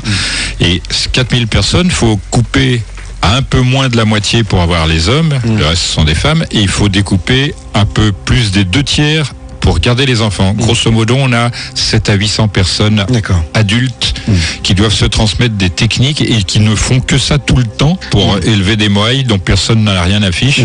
En fait, qui ressemble à rien, en tout cas. Pas à la civilisation, en tout cas. Vous avez bien compris que moi, ma technique, elle était très simple. Quand j'ai aperçu l'énigme au fond de ma découverte du maître en Égypte 2700 ans avant notre ère, je me suis posé des questions quand j'ai découvert l'île de Pâques dans le prolongement ce qui est devenu l'équateur penché. J'ai tout lu, ce qui était disponible en différentes langues. J'ai fait la synthèse et j'ai retiré la matière factuelle. La plupart du temps, il n'y a rien. Il n'y a rien, que ce soit Thor Heyerdahl, que ce soit Alfred Métro. Il n'y a rien sur l'île de Pâques qui résiste aux faits, à l'examen des faits. Donc moi, je me suis plutôt comporté comme un flic que comme un explorateur, pour le dire clairement. Et au terme, je m'aperçois qu'il n'y a rien parce qu'on peut rien dire. Ouais. Il faut être clair, il n'y a rien à dire, c'est impossible à comprendre avec une logique telle que celle que l'on a actuellement. C'est pourquoi d'ailleurs j'avais au début de mon idée dit à Patrice, t'inquiète pas, on va faire le premier, après on verra s'il est possible de faire passer ce que j'ai découvert de la mentalité des gens, la manière dont ils réfléchissent. J'en ai donné un exemple pour la Grande Pyramide, je dis on ne dit pas c'est le demi-périmètre divisé par la hauteur, on dit c'est la plus grande dimension horizontale visible, voilà. Et dans le deuxième opus, vous allez découvrir les leçons de la polarité, c'est vraiment un truc extraordinairement puissant et invisible. Parce qu'on ne pense pas comme ça. Vous l'aurez compris, on va en apprendre des choses encore avec Jacques Grimaud et Patrice Pouillard. Et j'ai une question à Eric. Dis-moi, Eric, Jacques disait que c'est vrai que quand on regarde les pierres, elles sont bombées parfois. Hein. C'est-à-dire qu'en fait, ils étaient fous de se faire chier à ce point-là. C'est-à-dire qu'il y a quand même... Parfois, c'est toutes les pierres. C'est-à-dire qu'à un moment donné, tu te dis, mais pourquoi sont-ils allés se compliquer la vie comme ça? Tu le referais pas, toi, en fait. Se bomber comme ça, en fait, les pierres pour qu'elles se juxtaposent parfaitement, quoi. Non, c'est pas ça. C'est l'extérieur qui est bombé. Oui, mais même quand on regarde, il y a des moments où ça suit, tu sais, c'est un peu incurvé comme ça. On se dit, mais pourquoi? La stéréotomie est complexe parce que en Égypte, on a des angles internes divergents. Et là-bas, c'est une autre manière d'envisager la chose parce que la pierre n'a pas la même résistance, ne se comporte pas de la même manière. Et en effet, c'est bombé sur le dessus, mais quelquefois à l'intérieur. Oui, à l'intérieur. Voilà. Donc ça, c'est un gros délire. Parce que les types, ils creusent pour assembler l'autre côté et de la manière la plus parfaite qui soit. Et voilà. Pour faire une pierre cubique, il faut 6 faces. Rien que réaliser ça à la gradine et polir, pourquoi pas? Je veux dire, rien que ça, c'est déjà un petit exercice. Maintenant, quand on voit sur des murs des pierres qui ont 25 angles, que la découpe de ces angles n'est pas plane, mais légèrement arrondie, et qu'elle vient s'encraner, c'est-à-dire s'ajuster, exactement dans la pierre qui est dessus, enfin dans les pierres qui sont autour. C'est un peu crétin, quoi. Par exemple, on a vu pour ceux qui iront en Égypte bientôt, dans le temple de la Plaine, en face du Sphinx, il y a une magnifique pierre, donc à peu près à 7 angles, et à la base, en bas à droite, la pierre ne se termine pas en angle droit, mais en sifflet débordant à l'extérieur. Un petit sifflet qui doit faire 4-5 cm. D'accord. Et la pointe de ce petit sifflet de granit, monolithe, n'est pas cassée. Et les pierres qui viennent s'ajuster derrière n'ont ni entamé, dire fracturé le bloc, rien. Tout est posé comme si on avait pris de la mie de pain, par exemple, et on avait écrasé cette mie de pain. Faut être un peu crétin pour faire ce genre de choses.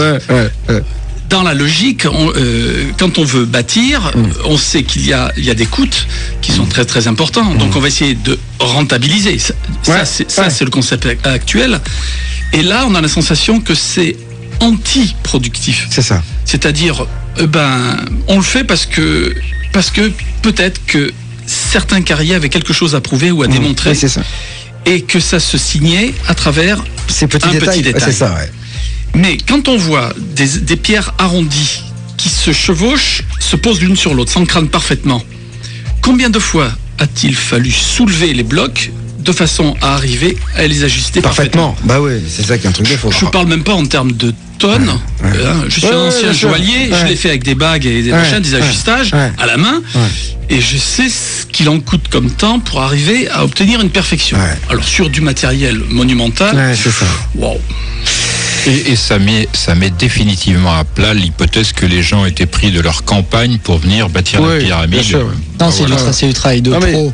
On pourrait plus que de travail de ce qui est bien, c'est que ça fait parler quelques années plus tard. Les mecs se sont dit peut-être qu'on va se faire pour qu'un jour dans une radio. En fait, c'est une campagne de pub pour ton émission. Oui, peut-être. On pourrait savoir s'il y a de la pierre réagglomérée sur le site de Gizeh assez facilement. Hein. On pourrait des analyses de la structure peut-être nous permettraient des prélèvements. Ça pourrait être réglé parce que ça fait 30 ans qu'il parle de ça. Ça pourrait être réglé super rapidement si on voulait. Si on le voulait, oui, parce qu'on a les moyens techniques de le faire maintenant. Pas sur un seul appareil. Hein. Il s'agirait de croiser des données sur un certain nombre d'échantillons. Là, c'est tout à fait possible. Alors, on va accueillir notre dernier auditeur. Bob vous dit toute la vérité. 21h minuit sur Ado.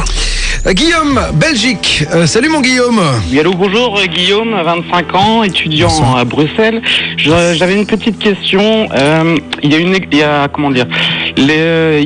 une existence d'un champ énergétique autour de certaines pyramides dans le monde, et j'aurais voulu avoir l'avis de Jacques sur le fait est-ce que c'était des ondes de ça vient du fait que ça soit des ondes de forme, ou comme Philippe le redisait sur le fait que ça soit une centrale électrique, ou encore une autre hypothèse de Jacques sur le fait que ça soit comme il parlait de méta-machines. J'aurais voulu avoir son avis sur ce point de vue, s'il vous plaît. C'est une bonne question, très vaste. On la traitera ultérieurement, donc je me défausse pour l'instant.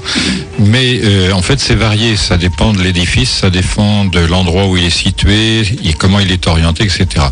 Les pyramides mexicaines me paraissent être de même espèce que les pyramides égyptiennes, c'est-à-dire pouvoir être traitées à chaque fois comme des points particuliers du point de vue que vous exposez.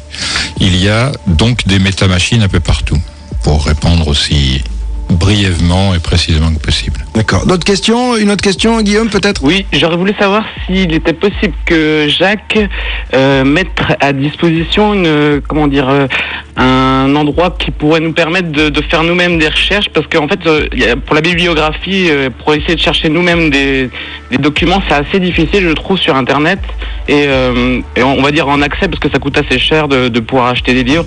Donc j'aurais voulu savoir s'il aurait pu nous donner des sources sur son forum. Non, je n'en ai pas le temps. Et par ailleurs, je pense que c'est un très bon exercice de chercher par tout moyen, de s'accrocher. La recherche, c'est un travail très ingrat en réalité, et qui demande une patience. Et justement, ça se paye comme ça. On se dit quand même, j'ai mis 20 ans à comprendre quelque chose, donc ça va. Et c'est pourquoi. Faut que t'en chies un peu, Guillaume. Enfin, en clair, ce qu'il te dit, faut que t'en chies un peu, quoi. Voilà. Non, mais surtout, Guillaume, maintenant qu'il y a Gallica, il y a Google Book, et tu vas chercher égyptologie, pierre, etc. Je pense que le meilleur chemin, à mon sens, c'est de lire les classiques de l'égyptologie. C'est une discipline qui a un peu plus de 2 siècles, et encore j'exagère. Et donc, par exemple, si tu lis l'anglais, lis Flinders Petrie, qui est le premier vraiment à aborder comme technicien les problèmes qu'Eric est allé observer comme scientifique. Flinders Petrie n'hésite pas, il dit, il est allé dans un couloir de 60 cm de large, et il a vu des gravures dans le silex tellement fine qu'il pense que ça lui a fait penser à une pièce de monnaie. Et il se dit, le problème pour faire ça, lui qui c'était un technicien avant d'être égyptologue, c'est qu'il faut développer une pression de 2 à 3 tonnes par centimètre carré. Et dans un couloir de 60 cm de large, tu as du mal à comprendre comment c'est possible. À moins de se balader avec des blocs de silex de 70 tonnes, puisque c'est le cas. Et on retrouve la même chose à Abydos, puisqu'il y a des colonnades de 100 tonnes et à 30 mètres sous terre tout de même. Alors ça c'est intéressant cet exemple-là, puisque toi, Eric, tu l'as vu ça. Tu as vu que c'est quand même magistralement élaboré. Là, c'est à une dizaine de mètres sous terre, mais le problème qui se pose, où ça a été fait en enlevant d'abord la terre, c'est-à-dire du sable principalement, mais je crois que c'est pas le cas, puisque s'il y a des abords frais, et donc ça pose le problème, comment on fait pour construire dans le sol directement avec des trucs pareils, parce que tu as un couloir avec des colonnes. Mais une fois que tu poses une colonne, tu passes plus dans le couloir. C'est ça. C'est le gros problème. Et ça, ces problèmes de logistique, ils sont sous-évalués partout. C'est ce que j'appelle, moi, sur la ligne rouge, le tapis rouge de l'équateur penché, ce ne sont que des énigmes comme ça. Et c'est pourquoi, justement, l'indicatif de cet équateur penché repose sur la notion d'énigme technique, conceptuelle, etc. Ça identifie en plus du reste cet équateur-là. Bon, vous l'aurez compris, on va être obligé de se quitter. Je sais, Patrice. Guillaume va trouver des choses sur le forum. Il faut qu'il aille sur le forum. Il y a des gens qui ont ouvert une rubrique avec pas mal de. Il y a des articles, mais il y a aussi pas mal de livres. Il y a toute une bibliographie. Il y a les livres qui sont disponibles gratuitement sur les bibliothèques, c'est-à-dire qui sont libres de droit. Et il y a plein de liens qui ont été donnés. Il faut le dire également, comme je suis relativement incapable de faire quoi que ce soit sur Internet. Ouais, voilà. C'est pour ça qu'il arrive pas, tu fais rien en fait. Voilà. Bon, vous l'aurez compris, mesdames et messieurs, vous allez pouvoir encore vous prendre la tête et très longtemps sur ces pyramides, prendre des aspirines, du Nurofen, ce que vous voulez. Quoi qu'il en soit, je voudrais remercier Éric Gontier. Applaudissements. Éric Gontier. Merci beaucoup, Éric. Courageux. Courageux, Éric. Juste une dernière question, tiens. Alors, je me permets, normalement je devrais pas, mais je te la pose. Tes collègues, voilà, les gens avec qui tu bosses aujourd'hui, quel regard ils ont sur ces pyramides? On l'a pas abordé brièvement. Est-ce qu'ils pensent que aussi c'est un truc de malade? En fait, ça fait longtemps que je parle de ce film à mes collègues, enfin certains de mes collègues. Ouais. Et c'est seulement depuis quelques semaines que ils ont vu le film. Ah oui, d'accord. En fait, ils sont tombés sur ce film par hasard. Ouais. À cause de nous, parce que tout le monde en parle. C'est évident, Fatalement, c'est comme ça. Et ils viennent me voir, mais c'est vraiment toi qui es dans le film. T'avais pas la barbe. On te voit beaucoup. C'est bien. C'est ça. J'avais pas la barbe. Ouais. Et donc, ils sont surpris et me disent. J'en ai pas trouvé un à ce jour qui se soit offusqué. De mes amis. Bien sûr, oui. Il faut préciser que. Combien t'en as deux il faut préciser que tes collègues sont scientifiques. Ouais. Tu travailles pas à la Poste. C'est tous des doctorats quand même, au minimum. C'est quelques fois deux minimum, doctorats. Bien sûr. Voilà, c'est ça. Non, puis ils ont les petits il faut le dire parce que Joseph Davidovitch, il se fait aplatir par des critiques qui savent à peine écrire, mais on lui dit mais c'est un rigolo, alors que ce type-là quand même, il a un doctorat, il est géochimiste, il a travaillé comme enseignant dans les universités dans le monde entier, aux États-Unis, en Chine, il est reconnu dans son job. Mais les naïfs, les ignorants, et continuent à lui botter le derrière sur Internet avec des mots cinglants. Oui. Internet, c'est un outil fantastique. Pour les débiles ? Voilà, il est pratiquement 23h. Patrice Pouillard, merci d'avoir été avec nous une nouvelle fois. C'était la 3e fois qu'on s'est vu. Merci, la 4e, je crois. 4e déjà, ça je ne compte plus tellement. Vous êtes ici chez vous. Merci. Jacques. Mais merci à tous pour votre qualité d'écoute et toi, le professionnalisme, je ne cesserai de le dire. Merci beaucoup. Puis j'espère que tu as bien aimé mes gâteaux parce qu'il m'a pourri la pâtisserie de la maison. D'ailleurs, si on pouvait en avoir un peu. Oui, t'inquiète pas. Éric Gontier, Patrice Pouillard, Jacques Grimaud. À très bientôt, messieurs. Retrouvez Bob sur les réseaux sociaux.